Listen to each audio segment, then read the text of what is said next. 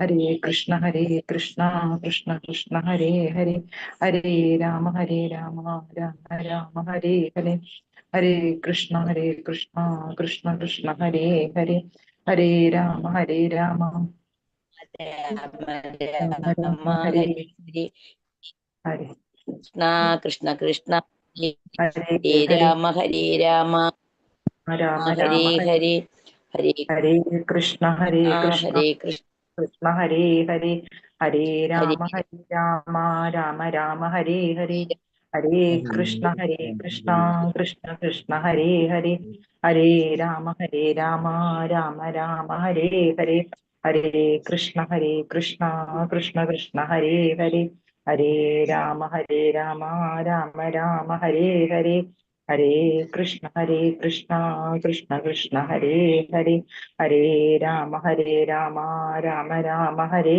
ഹരേ, ഹരേ കൃഷ്ണ കൃഷ്ണ കൃഷ്ണ ഹരേ ഹരേ, ഹരേ രാമ രാമ ഹരേ ഹരേ കൃഷ്ണ കൃഷ്ണ കൃഷ്ണ ഹരേ ഹരേ, ഹരേ രാമ രാമ ഹരേ ഹരേ, ഹരേ രാമ രാമ ഹരേ ഹരേ, ഹരേ കൃഷ്ണ കൃഷ്ണ കൃഷ്ണ ഹരേ ഹരേ, ഹരേ രാമ രാമ രാമ രാമ ഹരേ ഹരേ, ഹരേ കൃഷ്ണ കൃഷ്ണ ഹരേ കൃഷ്ണ കൃഷ്ണ കൃഷ്ണ ഹരേ ഹരേ ഹരേ, ഹരേ, ഹരേ രാമ രാമ ഹരേ ഹരേ, ഹരേ ഹരേ രാമ. ഹരേ കൃഷ്ണ ഹരേ കൃഷ്ണ മാതാജി, എല്ലാവർക്കും പ്രണാമം. ഹരേ കൃഷ്ണ ഹരേ കൃഷ്ണ ഹരേ കൃഷ്ണ മാതാജി. ഹരേ നമസ്കാരം. കൃഷ്ണ ഹരേ കൃഷ്ണ പ്രണാമം മാതാജി. കൃഷ്ണ മാതാജി.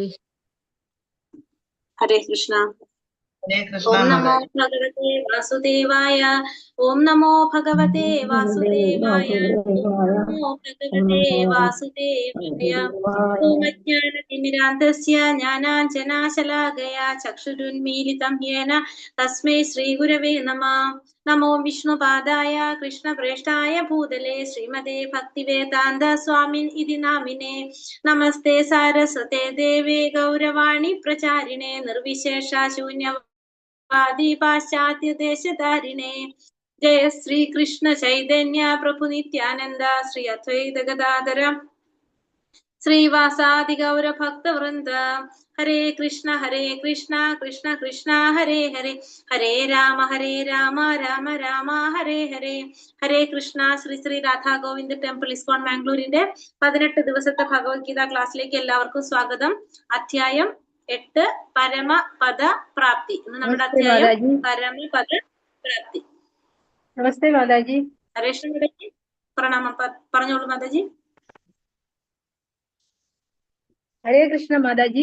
പറയൂ, എന്തെങ്കിലും പറഞ്ഞോ മാതാജി വേറെ? അല്ല, ഞാൻ ഇപ്പഴാ കേറിയ, താമസിച്ചു പോയിച്ചരാ. ഓക്കെ മാതാജി, സാരില്ല. ഹരേ കൃഷ്ണ തുടങ്ങുന്നുള്ളൂ കേട്ടാ. ഹരേ കൃഷ്ണ അപ്പൊ എല്ലാവർക്കും പ്രണാമം. നമ്മുടെ അധ്യായം പരമപദ പ്രാപ്തിയെ കുറിച്ചാണ് അല്ലെ. അധ്യായം 8 പരമപദ പ്രാപ്തി. അക്ഷരബ്രഹ്മയോഗം മാതാജി ഇതി കിടക്കുന്നേ. അക്ഷരബ്രഹ്മയോഗം, അങ്ങനെയും പറയാം നമുക്ക് കേട്ടോ. അധ്യായം അപ്പൊ നമ്മള്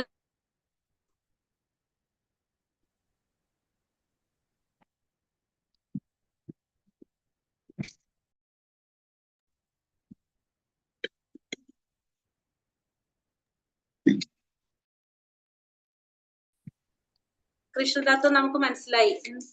എന്തൊക്കെയാ നമ്മളതിൽ കണ്ടത് ഇന്നലെ? ഭഗവാൻ കൃഷ്ണനെ ആശ്രയിക്കുന്നതിലൂടെ നമുക്ക് എന്ത് നേടാൻ സാധിക്കും? പരിപൂർണ ജ്ഞാനം നേടാൻ സാധിക്കും എന്നുള്ളത് നമുക്ക് മനസ്സിലായി ഇന്നലെ. പിന്നെന്ത് മനസ്സിലാക്കി? നമ്മള് ഭഗവാന്റെ ശക്തികളെ കുറിച്ച് കണ്ടു. എന്തൊക്കെ പറഞ്ഞു? ജലത്തിലെ രസം ഭഗവാനാണെന്ന് കണ്ടു, പുരുഷന്റെ പൗരുഷം, പിന്നെന്താണ് പ്രണവം, പിന്നെന്താ സൂര്യചന്ദ്രന്മാരിലെ പ്രകാശം, അതൊക്കെ ഭഗവാനാണെന്ന് നമ്മൾ കണ്ടു. പിന്നെന്താ കണ്ടത് നമ്മൾ ഇന്നലെ? ഭഗവാനെ ശരണം പ്രാപിക്കാത്ത 4 കൂട്ടരെ കുറിച്ച് കണ്ടോ? ഇന്നലെ പഠിച്ചോ? നമ്മൾ ഇന്നലെ ഓർമ്മയുണ്ടോ? ഇന്നലെ ആരുണ്ടായിരുന്നില്ല ഇവിടെ ഇരിക്കുന്നേ? ഉണ്ട്. ഭഗവാനെ ശരണം പ്രാപിക്കാത്ത 4 കൂട്ടര് ആരൊക്കെയായിരുന്നു? മൂഢന്മാര്, മനുഷ്യാധമന്മാര്, അസുര സ്വഭാവികൾ. അസുര സ്വഭാവികള്, നരാധമന്മാര്, മായയാൽ അപഹരിക്കപ്പെട്ട ജ്ഞാനത്തോട് കൂടിയവര്, പിന്നെ ആരാണ്? ദുഷ്കൃതികൾ അല്ലേ? ആരാണ്? തികഞ്ഞ നിരീശ്വരവാദികള്. നിരീശ്വരവാദികള്, അസുരന്മാർ, ആസുരിക സ്വഭാവത്തിലുള്ളത്. അപ്പൊ നമ്മൾ 4 കൂട്ടരെ കണ്ടു. പിന്നെ 4 കൂട്ടരെ വേറെ കണ്ടു.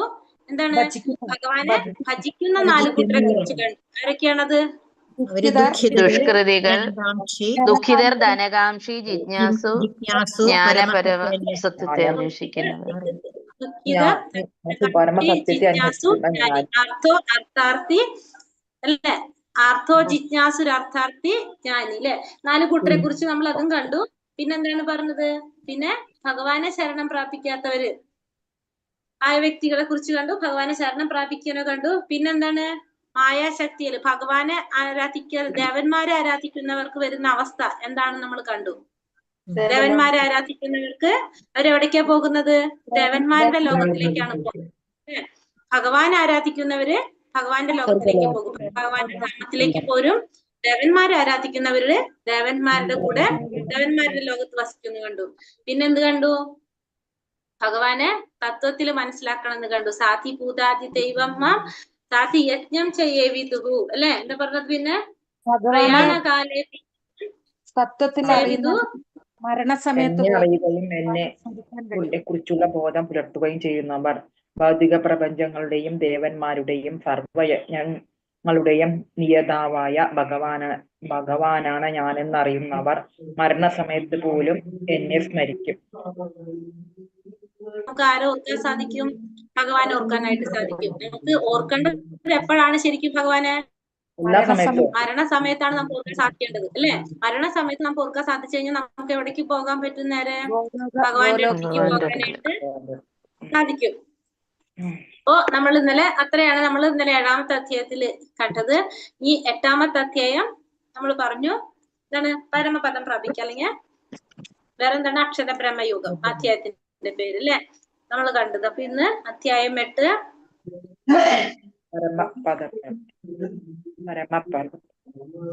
അചഞ്ചലമായ ഭക്തിയോടെ എന്നെ ഭജിക്കുന്നവൻ ത്രിഗുണങ്ങളെ മറികടന്ന് ബ്രഹ്മഭാവത്തെ പ്രാപിക്കുവാൻ യോഗ്യനാകുന്നു.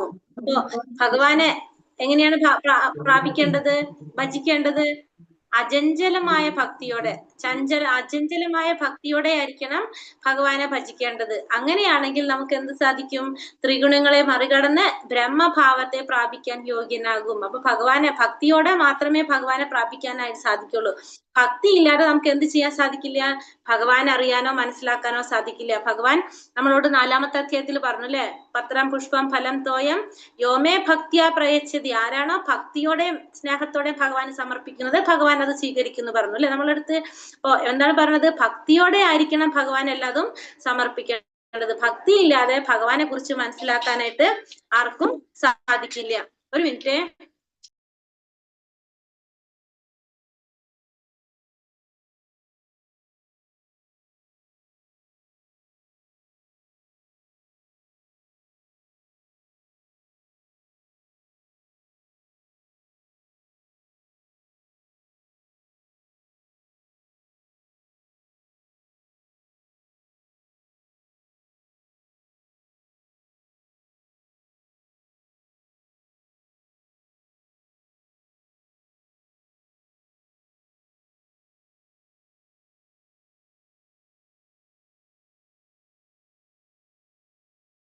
ഹരേ കൃഷ്ണ. അപ്പൊ നമുക്ക് പറഞ്ഞു ഭക്തിയോടെ ഭഗവാനെ കുറിച്ച് മനസ്സിലാക്കുക. ഭക്തിയോടെ ഭഗവാനെ മനസ്സിലാക്കണമെങ്കിൽ ഭക്തി വേണം. ഭക്തിയോടെ മാത്രമേ ഭഗവാനെ പ്രാപിക്കാനായിട്ട് നമുക്ക് സാധിക്കുള്ളൂ എന്ന് കണ്ടു. അപ്പൊ ഇന്നലെ ലാസ്റ്റ് ഭഗവാന്റെ തത്വത്തിൽ മനസ്സിലാക്കണം നമ്മൾ പറഞ്ഞു. സാധി ഭൂതാദി ദൈവമ്മ സാധി യജ്ഞം ചെയ്യേവിതുഹു. പിന്നെന്താണ്? പ്രയാണ കാലേ പിച്ചമാം ദേവിതു യുക്ത ചേതസഹ. അവിടെ സാധി ഭൂതാദി ദൈവം, പിന്നെ സാധി യജ്ഞം, പിന്നെന്താണ്? സാധിഭൂതാദി ദൈവം, സാധി യജ്ഞം. അപ്പൊ ഇങ്ങനെയൊക്കെ ഇതാണ് അർജുനൻ എന്ത് വരുന്നത് ഈ ശ്ലോകത്തില്. ഇപ്പൊ ഈ ലാസ്റ്റ് പറഞ്ഞതിലാണ് അർജുനന് സംശയം വരുന്നത്. അപ്പൊ അർജുനൻ ഇന്ന് ഭഗവാനോട് ചോദിക്കുകയാണത് സംശയങ്ങൾ ഇന്നത്തെ അധ്യായത്തില്. നമുക്ക് നോക്കാം. ഹരേ കൃഷ്ണ. ഓം നമോ ഭഗവതേ വാസുദേവായ. അർജുന ഉവാച കിം തത് ബ്രഹ്മ കിമധ്യാത്മം കിം കർമ്മ പുരുഷോത്തമ അധിഭൂതം ച കിം പ്രോക്ത അതിദൈവം കിമുച്യത്തെ. അർജുനൻ ചോദിച്ചു, ഹേ പുരുഷോത്തമ, ഭഗവാൻ എങ്ങനെ വിളിക്കുന്നത്? പുരുഷോത്തമ, എന്താണ് ബ്രഹ്മം? ആത്മാവ് എന്നാൽ എന്താണ്? ഫലോദിഷ്ട കർമ്മം എന്നാൽ എന്ത്? ഭൗതിക പ്രപഞ്ചമെന്നും ദേവന്മാരുമെന്നും പറയപ്പെടുന്നത് എന്താണ്? അപ്പൊ അർജുനൻ ചോദിക്കുന്നത് എന്താണ്? പുരുഷോത്തമ. ഭഗവാനെ വിളിക്കുന്നത് പുരുഷോത്തമ. എന്താ പറയുന്നത്? സാധാരണ അല്ലെങ്കിൽ കേവലം ഒരു മനുഷ്യനോടോ ഒരു സുഹൃത്തിനോടല്ല ചോദിക്കുന്നത്. പുരുഷന്മാരിൽ ഉത്തമനായ ഭഗവാനോട്, പുരുഷോത്തമനോട് ആധികാരികമായിട്ട് തന്റെ ചോദ്യങ്ങൾക്ക് ഉത്തരം നൽകാൻ സാധിക്കുമെന്ന് ഉറപ്പുള്ള ആ പുരുഷോത്തമനോടാണ് ആര് ചോദിക്കുന്നത്? അർജുനൻ ചോദിക്കുന്നത്. എന്താ ചോദിക്കുന്നത്? എന്താണ് ബ്രഹ്മം? പരമാത്മാവ് എന്നാൽ എന്താണ്? ഫലോദിഷ്ട കർമ്മം എന്നാൽ എന്താണ്? ഭൗതിക പ്രപഞ്ചമെന്നും ദേവന്മാരെന്നും പറയപ്പെടുന്നത് എന്താണ് എന്നിവിടെ അർജുനൻ ഭഗവാനോട് ചോദിക്കാണ്. ഇനിയും കഴിഞ്ഞിട്ടില്ല. അധിയജ്ഞകഥം ഗോത്ര ദേഹേസ്മിൻ മധുസൂദന പ്രയാണകാലേ ച കഥം ജ്ഞേയോസി നിയഥാത്മഭിഃ. മധുസൂദന, ഇവിടെ വിളിക്കുന്ന എന്താണ്? മധുസൂദന. മധു എന്ന രാക്ഷസനെ വധിച്ചതുകൊണ്ട് ഭഗവാൻ എന്ത് വിളിക്കുന്നുണ്ട്? മധുസൂദനൻ. ആരാണ് യജ്ഞദേവത? ഇവിടെ എന്താ ചോദിക്കുന്നത്? ആരാണ് യജ്ഞദേവത? ഈ ശരീരത്തിൽ അദ്ദേഹം എങ്ങനെ കുടികൊള്ളുന്നു? അപ്പൊ ഇവിടെ ചോദിക്കുന്നത് എന്താണ്? യജ്ഞദേവത ആരാണ്? ഈ ശരീരത്തില് യജ്ഞദേവത എങ്ങനെയാണ് കുടികൊള്ളുന്നത്? ഭക്തിയുടെ സേവന നിരതരായവർക്ക് മരണവേളയിൽ അങ്ങയെ എങ്ങനെ അറിയാൻ കഴിയും? ഇവിടെ ചോദിക്കുന്നത് മധുസൂദന, യജ്ഞദേവത ആരാണ്? ഈ ശരീരത്തിൽ അദ്ദേഹം എങ്ങനെയാണ് കുടികൊള്ളുന്നത്? ഭക്തിയുടെ സേവന നിരതരായവർക്ക് മരണവേളയിൽ അങ്ങയെ എങ്ങനെയാണ് അറിയാൻ കഴിയുന്നത്? അപ്പൊ യജ്ഞദേവത ആരാണ്? ഈ ശരീരത്തില് ഈ യജ്ഞദേവത എങ്ങനെയാണ് കുടികൊള്ളുന്നത്? പിന്നെ ഭക്തിയുടെ സേവനം ചെയ്യുന്നവർക്ക് എന്താണ്? മരണസമയത്ത് അങ്ങയെ എങ്ങനെ അറിയാനായിട്ട് സാധിക്കും? ഇത്രയും കാര്യങ്ങളാണ് ഇവിടെ ആര് ചോദിക്കുന്നത്? അർജുനൻ ഭഗവാനോട് ചോദിക്കുന്നത്. ഇനി ഭഗവാൻ അർജുനന് ഉത്തരം കൊടുക്കാണ്. ശ്രീ ഭഗവാനുവാച അക്ഷരം ബ്രഹ്മ പരമം സ്വഭാവോധ്യാത്മമുച്യത്തെ ഭൂതഭാവോദ്ഭവകരോ വിസർഗ കർമ്മ സംചിതാഃ. ശ്രീ ഭഗവാൻ പറഞ്ഞു, അവിനാശിയും അതീന്ദ്രിയനുമായ ആത്മാവാണ് ബ്രഹ്മം. ബ്രഹ്മം എന്ന് പറഞ്ഞാൽ എന്താണ്? അവിനാശിയും ഒരിക്കലും നശിക്കാത്തതും അതീന്ദ്രിയനുമായ ആത്മാവിനെ എന്ത് പറയുന്നു? ബ്രഹ്മം എന്ന് പറയുന്നു. ബ്രഹ്മം എന്ന് പറഞ്ഞാൽ ഒരിക്കലും നശിക്കാത്ത ആത്മാവാണ് ബ്രഹ്മം. ഫസ്റ്റ് പറയാണ്, ബ്രഹ്മം എന്ന് പറയുന്നത് ഒരിക്കലും നശിക്കാത്ത ആത്മാവിനെ ബ്രഹ്മം എന്ന് പറയുന്നു. പിന്നെ ബ്രഹ്മത്തിന്റെ ശാശ്വത പ്രകൃതി അല്ലെങ്കിൽ അതിനെന്ത് പറയും? അധ്യാത്മം എന്ന് പറയുന്നു. അപ്പൊ ബ്രഹ്മത്തിന്റെ ശാശ്വത പ്രകൃതിയാണ് എന്ത് പറയുന്നത്? അധ്യാത്മം എന്ന് പറയുന്നത്. അല്ലെങ്കിൽ ബ്രഹ്മത്തിന്റെ സ്വഭാവത്തെ, ആത്മാവിന്റെ സ്വഭാവത്തിന് എന്തെന്ന് പറയാണ്? അധ്യാത്മം എന്ന് പറയുന്നു. പിന്നെന്താ പറയണത്? മൂന്നാമത്, ജീവാത്മാക്കളുടെ ഭൗതിക ശരീരത്തിന്റെ വികസനത്തിന് വേണ്ടുന്ന പ്രവർത്തനങ്ങളാണ് കാമ്യകർമ്മങ്ങൾ എന്ന് പറയുന്നത്. അപ്പൊ 3 കാര്യങ്ങളാണ് ഇവിടെ പറഞ്ഞത്. എന്തൊക്കെയാണ്? ഫസ്റ്റ്, ബ്രഹ്മം എന്താണ്? അവിനാശിയും അതീന്ദ്രിയനുമായ ആത്മാവിനെ ബ്രഹ്മം എന്ന് പറയുന്നു. ബ്രഹ്മത്തിന്റെ ശാശ്വത പ്രകൃതി അല്ലെങ്കിൽ ബ്രഹ്മത്തിന്റെ സ്വഭാവത്തെ അധ്യാത്മം എന്ന് പറയുന്നു.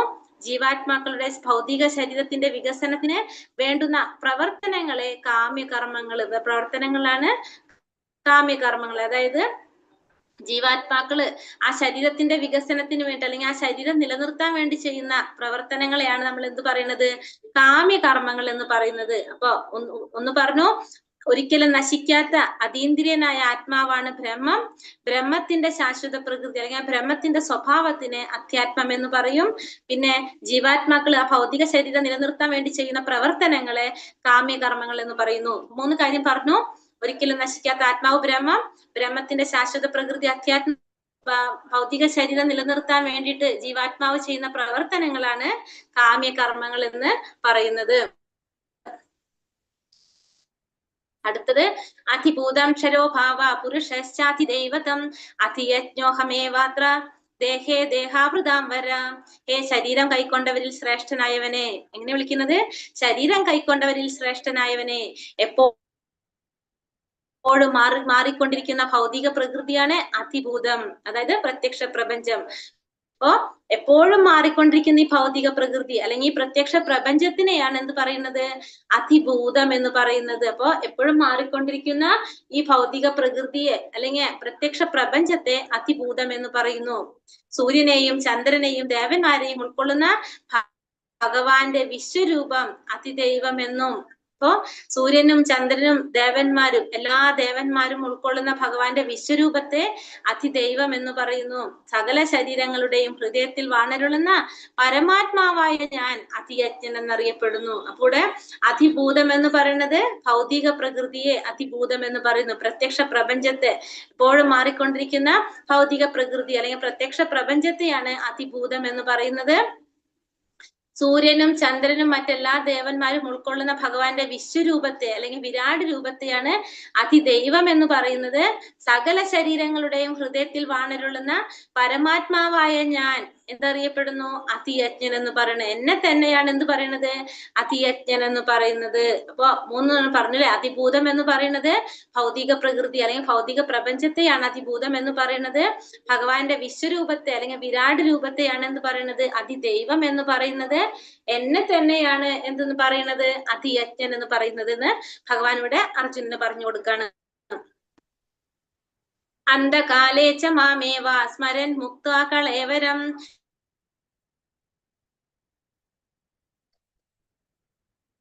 യപ്രയാതി സമദ്ഭാവം യാനവൻ എന്റെ ഭാവത്തെ ഉടൻ തന്നെ പ്രാപിക്കുമെന്നതിന് സംശയമില്ല. അപ്പൊ മരണസമയത്ത് ഭഗവാനെ തന്നെ ചിന്തിച്ചുകൊണ്ട് ഭഗവാനെ തന്നെ സ്മരിച്ചുകൊണ്ട് ശരീരം ത്യജിക്കുന്നവൻ ഭഗവാന്റെ ഭാവത്തെ ഉടൻ പ്രാപിക്കുമെന്നതിന് യാതൊരു സംശയവും ഇല്ല. അപ്പൊ നമ്മള് ഈ പറഞ്ഞ എല്ലാ രീതിയിലും നമ്മൾ ഭഗവാനെ സ്മരിക്കാൻ വേണ്ടിയിട്ടാണ് നമ്മളൊക്കെ ചെയ്യുന്നത്. ഭഗവാന്റെ നാമം ജപിക്കുന്നത്, ഭഗവാന്റെ കഥകൾ കേൾക്കുന്നത്, നമുക്ക് എല്ലാ സമയത്തും ഭഗവാനെ ഓർത്തുകൊണ്ടിരിക്കാൻ. ഒരു സമയം പോലും നമ്മളുടെ ഉള്ളില് ഭഗവാനെ കുറിച്ച് ചിന്തിക്കാത്തൊരു സമയം പോലും നമ്മളുടെ ഉള്ളിൽ ഇല്ലാതിരിക്കാൻ വേണ്ടിയിട്ടാണ് നമ്മൾ കിട്ടുന്ന സമയം മുഴുവൻ നാമം ജപിക്കണം, ഭഗവാന്റെ കഥകൾ കേൾക്കണം എന്ന് പറയുന്നത്. എന്തിനാണ്? നമ്മൾ എല്ലാ സമയത്തും ഭഗവാനെ കുറിച്ച് ചിന്തിക്കാൻ വേണ്ടിയിട്ട്. ഏറ്റവും അത്യാവശ്യം നമ്മൾ ആ ഒരു നിർണായക സമയം എപ്പോഴാണ്? നമ്മുടെ മരണസമയമാണ്. ആ മരണസമയത്ത് ഭഗവാനെ കുറിച്ച് സ്മരിച്ചുകൊണ്ട് നമുക്ക് ശരീരം ത്യജിച്ചു കഴിഞ്ഞാൽ എന്താണ്? ഉടനെ തന്നെ ഭഗവാന്റെ ഭാവത്തെ പ്രാപിക്കാൻ സാധിക്കുമെന്നതിന് യാതൊരു സംശയമില്ല എന്നാണ് ഇവിടെ ഭഗവാൻ പറയുന്നത്. കൃഷ്ണാവബോധത്തോടെ ദേഹത്യാഗം ചെയ്യുന്നവൻ ഉടനെ ഭഗവാന്റെ അതീന്ദ്രിയ ഭാവം കൈക്കൊള്ളുന്നു. അപ്പൊ കൃഷ്ണാവബോധത്തോടെയാണ് നമ്മൾ അവബോധം ഭഗവാനില് നിലർത്തിക്കൊണ്ടാണ് നമ്മൾ ദേഹത്യാഗം ചെയ്യുന്നതെങ്കിൽ ഉടനെ തന്നെ നമുക്ക് എന്താണ്? ഭഗവാന്റെ അതീന്ദ്രിയ ഭാവം കൈക്കൊള്ളാനായിട്ട് നമുക്ക് സാധിക്കും. പരമപാവനനാണ് ഭഗവാൻ. തന്മൂലം നിരന്തരം കൃഷ്ണാവബോധത്തോടെ ഇരിക്കുന്നവരും പരമപാവനരത്രേ. സ്മരണ എന്ന വാക്ക് സുപ്രധാനമാണ് ഇവിടെ. അപ്പൊ നമ്മള് ഭഗവാൻ എങ്ങനെയാണ്? ഭഗവാൻ പരമപാവനനാണ്. അപ്പോ ഭഗവാനെ എപ്പോഴും കുറിച്ച് ചിന്തിച്ചു കൊണ്ടിരിക്കുന്നവർ, ആ കൃഷ്ണാവബോധത്തോടെ ഇരിക്കുന്നവരും എങ്ങനെയായിരിക്കും? പരമപാവനരായിരിക്കും. സ്മരണ എന്ന വാക്ക് സുപ്രധാനമാണ്. എപ്പോഴും നമ്മൾ എന്താ ചെയ്യേണ്ടത്? ഭഗവാനെ എപ്പോഴും സ്മരിച്ചുകൊണ്ടിരിക്കണം. ഏതൊരു സമയത്തും ഭഗവാനെ കുറിച്ച് ഓർക്കണം. ഭക്തിപൂർവമായ സേവനത്തിലൂടെ കൃഷ്ണാവബോധം പുലർത്തി പോരാത്ത ഒരു ജീവന് പവിത്രത ഇല്ലാത്തത് കൊണ്ട് കൃഷ്ണസ്മരണ സാധ്യമല്ല. ഭക്തിപൂർവമായ സേവനത്തിലൂടെ കൃഷ്ണാവബോധം പുലർത്തി പോരാത്ത ഒരു ജീവൻ. അപ്പൊ നമ്മൾ കൃഷ്ണാവബോധം പ്രാക്ടീസ് ചെയ്യേണ്ടത് എങ്ങനെയാണ്? ഭക്തിപൂർവമായിരിക്കണം നമ്മൾ എന്ത് ചെയ്ത് സാധിക്കുന്നത് കൃഷ്ണാവബോധം പ്രാക്ടീസ് ചെയ്യേണ്ടത്. അതില് അല്ലാത്ത പവിത്രത ഇല്ലെങ്കിൽ നമുക്ക് എന്ത് സാധ്യമാവില്ല? കൃഷ്ണസ്മരണ സാധ്യമാവില്ല. അതുകൊണ്ട് ഒരാൾ ജീവിതത്തിന്റെ ആരംഭഘട്ടം മുതൽക്ക് കൃഷ്ണാവബോധം പരിശീലിക്കണം. അതുകൊണ്ട് നമ്മൾ എന്താ ചെയ്യേണ്ടത്? ആരംഭഘട്ടം മുതൽക്ക്, അതുകൊണ്ട് ഒരാൾ ജീവിതത്തിന്റെ ആരംഭഘട്ടം മുതൽക്ക് എന്ത് ചെയ്യണം? കൃഷ്ണാവബോധം ശീലിക്കേണ്ടതാണ്. ജീവിതത്തിന്റെ ആരംഭഘട്ടം മുതൽ തന്നെ നമ്മൾ കൃഷ്ണാവബോധം ശീലിക്കണം. നിര്യാണ വേളയിൽ വിജയം വരിക്കണമെങ്കിൽ കൃഷ്ണസ്മരണ അത്യന്താപേക്ഷിതമാണ് താനും. അപ്പൊ നിര്യാണ വേളയിൽ നമ്മൾ ആ മരണസമയത്ത് നമുക്ക് വിജയം കൈവരിക്കുക എന്ന് വെച്ചാൽ എന്താണ്? ഭഗവാന്റെ അടുത്തേക്ക് തിരിച്ചു പോകാൻ സാധിക്കുക. അതിന് നമുക്ക് എന്ത് അത്യാവശ്യമാണ്? കൃഷ്ണസ്മരണ, ഭഗവാന്റെ സ്മരണ അത്യന്താപേക്ഷിതമാണ്. അതുകൊണ്ട് സദാ മഹാമന്ത്രം ഉരുവിട്ടുകൊണ്ടിരിക്കുക. എന്ത് നടേണ്ടത്? ഹരേ കൃഷ്ണ കൃഷ്ണ കൃഷ്ണ ഹരേ ഹരേ, ഹരേ രാമ രാമ രാമ ഹരേ ഹരേ. നമ്മൾ എന്താ ചെയ്യേണ്ടത്? ഭഗവാന്റെ നാമം ഉരുവിട്ടുകൊണ്ടിരിക്കണം. മരണഭയം, ഏറ്റവും വലിയ ഭയം എന്താണ്? നമ്മുടെ മരണഭയമാണ്. ശുകദേവ മഹർഷി ആരടുത്താണ്? ഏത് രാജാവാണ്? പരീക്ഷിത് മഹാരാജാവ് അല്ലെ, പരീക്ഷിത്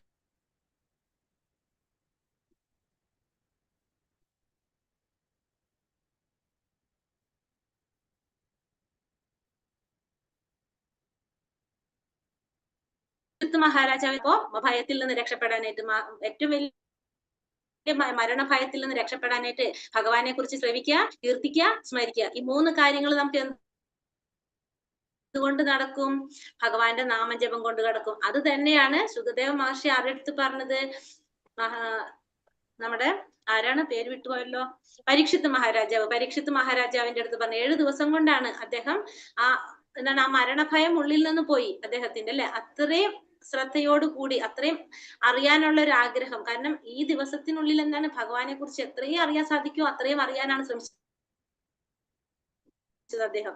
അതാണ് പറഞ്ഞത് നമ്മൾ എന്ത് ചെയ്യണം? ഭഗവാന്റെ നാമം ജപിക്കണം എന്നാണ് നമുക്ക് ഇതില് പറയണത്. സ്പീഡ് കൂടുന്നുണ്ടോ ഞാൻ പറയുന്നത്? ഹരേ കൃഷ്ണ. സ്പീഡ് കൂടുന്നില്ല, പക്ഷെ ഇടയ്ക്കിടയ്ക്ക് മുറിഞ്ഞു പോകുന്നുണ്ട്. മുറിഞ്ഞു പോകുന്നുണ്ടോ? എന്നത് പറയാം എല്ലാവർക്കും. ഉണ്ട് മാതാജി, ഇടയ്ക്കിടയ്ക്ക് സ്റ്റക്ക് ആവുന്നു. എല്ലാവർക്കും ഉണ്ട്.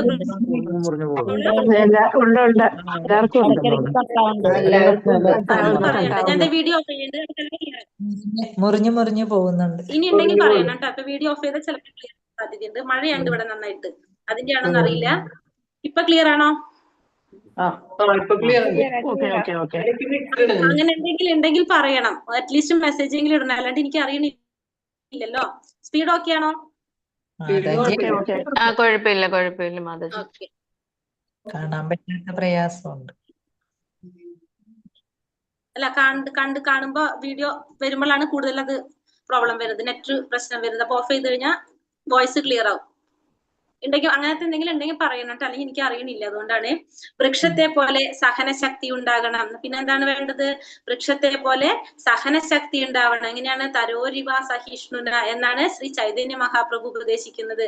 നമ്മളൊരു വൃക്ഷത്തെ പോലെ, വൃക്ഷം എങ്ങനെയാണ് നമുക്കറിയാം, ഏത് സമയം അല്ലെ, മഴക്കാലായാലും വേനൽക്കാലായാലും മഞ്ഞുകാലായാലും അതിന്റെ ഇലകൾ ഇങ്ങനെ വരും പോകും പൊഴിഞ്ഞൊക്കെ കൊണ്ടിരിക്കും. പക്ഷെ ഒരു വൃക്ഷം എങ്ങനെയാണ്? അത് സഹനശക്തി. അതേപോലെ തന്നെ ആയിരിക്കണം നമ്മൾ. എന്തൊക്കെ സംഭവിച്ചാലും നമ്മൾ എന്താണ്? സഹിക്കാൻ പഠിക്കണം. അർജുനനോട് ഭഗവാൻ പറഞ്ഞതാണ് അല്ലത്, മാത്രാ സ്പർശാസ്തു കൗന്ദേയ ശീതോഷ്ണാസുഖ ദുഃഖദ ആകമാപായിനോ നിത്യ സാംസിദ്ധിശ്വസപാര. നമുക്ക് സുഖദുഃഖങ്ങള് വന്നും പോയിക്കൊണ്ടിരിക്കും. നമ്മൾ എന്ത് ചെയ്യണം? അതിനെ സഹിക്കാൻ പഠിക്കണം എന്ന് പറഞ്ഞു അർജുനനോട് ഭഗവാൻ. അതേപോലെ തന്നെ നമ്മൾ എന്താ പറയണത്? നമ്മൾ അതേപോലെ തന്നെ സഹിക്കാൻ സഹനശക്തി ഉള്ളവരായിരിക്കണം എന്നാണ് മഹാപ്രഭു ഉപദേശിക്കുന്നത്. ഹരേ കൃഷ്ണ നാമം ജപിക്കുന്ന ഒരു വ്യക്തിക്ക് പല വിഘ്നങ്ങളും നേരിട്ടേക്കാം, എങ്കിലും എല്ലാം സഹിച്ചുകൊണ്ട് ഹരേ കൃഷ്ണ കൃഷ്ണ കൃഷ്ണ ഹരേ ഹരേ ഹരേ രാമ രാമ രാമ ഹരേ ഹരേ എന്ന നാമജപം തുടരുക തന്നെ വേണം. എന്നാൽ ജീവിതാന്ത്യത്തിൽ കൃഷ്ണാവബോധത്താലുള്ള പ്രയോജനം തികച്ചും അനുഭവപ്പെടും. അപ്പോ എന്ത് ചെയ്യണം? ഹരേ കൃഷ്ണ മഹാമന്ത്രം ജപിക്കുക. ഹരേ കൃഷ്ണ മഹാമന്ത്രം ജപിക്കാൻ തുടങ്ങുമ്പോൾ എന്താണ്? പല വിഘ്നങ്ങളും നമുക്ക് നേരിടും. നമുക്ക് പല തരത്തിലുള്ള വിഘ്നങ്ങളും നമുക്ക് നേരിടാം. മന്ത്രം ജപിക്കാതിരിക്കേണ്ട രീതിയിൽ നമുക്ക് ഉറക്കം വരാം, നമുക്ക് അല്ലെങ്കിൽ പല തടസ്സങ്ങളായിട്ട് വരാം, നമുക്ക് പല ജോലികളായിട്ട് വരാം. ആ സമയം നമുക്ക് എന്തെങ്കിലുമൊക്കെ ബുദ്ധിമുട്ടുകളായിട്ട് അനുഭവപ്പെട്ടുകൊണ്ടിരിക്കും. പക്ഷെ നമ്മൾ എന്ത് ചെയ്തിരിക്കണം? നമ്മൾ ആ നാമജപം തുടരണം. നമ്മളത് ഒരിക്കലും നമ്മൾ എന്ത് ചെയ്യാൻ പാടില്ല? നിർത്താൻ പാടില്ല. നമ്മളത് ചെയ്തിരിക്കണം. ഒരു ദിവസം ഒരു പ്രാവശ്യം ചൊല്ലുമെന്ന് നമ്മൾ വിചാരിച്ചിട്ടുണ്ടെങ്കിൽ എന്തൊക്കെ തടസ്സങ്ങൾ ഉണ്ടായാലും അത് ചൊല്ലിയതിന് ശേഷം നമ്മൾ കെടുക്കാൻ പാടുള്ളൂ എന്ന് ചിന്തിക്കണം. അങ്ങനെ നമ്മൾ എന്ത് ചെയ്യണം? നമ്മൾ ആ വിഘ്നങ്ങളെ നേരിടാനായിട്ട് പഠിക്കണം. അങ്ങനെ നമ്മളത് തുടർന്ന് കൊണ്ടുപോകണം. അപ്പൊ നമുക്ക് എന്താണ്? ജീവിതത്തിന്റെ അന്ത്യത്തില് അതിന്റെ പ്രയോജനം നമുക്ക് അനുഭവപ്പെടും. നമുക്ക് അതിന്റെ അനുഭവം എപ്പോഴാ വരുന്നത്? ജീവിതാന്ത്യത്തിൽ അതിന്റെ അനുഭവം നമുക്ക്, അതിന്റെ പ്രയോജനം നമുക്ക് അനുഭവപ്പെടും. യം യം വാപി സ്മരൻ ഭാവം തജത്യന്തേ കളേവരം തം തമേവൈതി കൗന്ദേയ സദാ തത്മാവഭാവിതഃ. എന്തിനെ കുറിച്ചാണോ മരണവേളയിൽ ഒരാൾ സ്മരിക്കുന്നത്, ഹേ കുന്തിപുത്ര, അയാൾ തീർച്ചയായും അതിനെ പ്രാപിക്കും. ഒരു വ്യക്തി മരണസമയത്ത് എന്തിനെ കുറിച്ചാണോ ചിന്തിക്കുന്നത്, എന്താ പറയണത്? അത് തീർച്ചയായിട്ടും ആ വ്യക്തി അതിനെ പ്രാപിക്കും. നമ്മൾ മരണസമയത്ത് എന്തിനെ കുറിച്ച് ചിന്തിച്ചാലും നമുക്ക് എന്താണ്? നമ്മൾ എന്തിനെ കുറിച്ചാണ് ചിന്തിക്കുന്നത്, അത് തീർച്ചയായിട്ടും നമുക്ക് അതിനെ പ്രാപിക്കാനായിട്ട് സാധിക്കും എന്ന് പറയുന്നത്. അപ്പൊ ഭഗവാനെ കുറിച്ച് ചിന്തിച്ചു കഴിഞ്ഞാൽ നമുക്ക് ഭഗവാനെ പ്രാപിക്കാൻ സാധിക്കും. വേറെ എന്തെങ്കിലും കാര്യങ്ങളാണ് നമ്മൾ ചിന്തിക്കുന്നതെങ്കിലോ നമുക്ക് അതായിരിക്കും പ്രാപിക്കാനായിട്ട്, അതിലായിരിക്കും നമ്മൾ പ്രാപിക്കാനായിട്ട് സാധിക്കുന്നത്. മരണത്തിന്റെ നിർണായക നിമിഷങ്ങളിൽ നടക്കുന്നത് എന്തെന്ന് ഇവിടെ പറയുന്നു. കൃഷ്ണ സ്മരണയോടെ ശരീരം ത്യജിക്കുന്നവർ അതീന്ദ്രിയമായ ഭഗവത് പദം പോകുന്നു. മറ്റേതെങ്കിലും സ്മരണ പുലർത്തിക്കൊണ്ട് മരിക്കുന്നവർ ഈ അവസ്ഥയിലെത്തുകയില്ല. അപ്പോ മരണത്തിന്റെ നിർണായക നിമിഷം അതാണ് ഇവിടെ പറയുന്നത്. നമ്മൾ ഭഗവാനെ സ്മരിച്ചുകൊണ്ടാണ് നമ്മുടെ ശരീരം ത്യജിക്കുന്നതെങ്കിൽ നമുക്ക് എന്താണ് ഭഗവാന്റെ പരമപദം പ്രാപിക്കാനായിട്ട് നമുക്ക് സാധിക്കും. അതേ സ്ഥാനത്ത് മറ്റേതെങ്കിലും സ്മരണ വെച്ച് പുലർത്തിക്കൊണ്ട്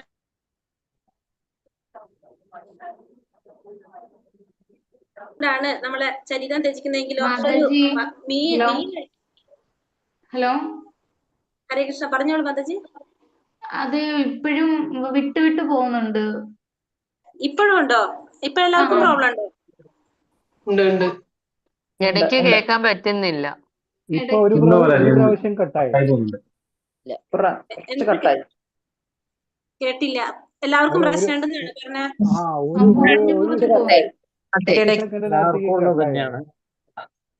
പറഞ്ഞത്.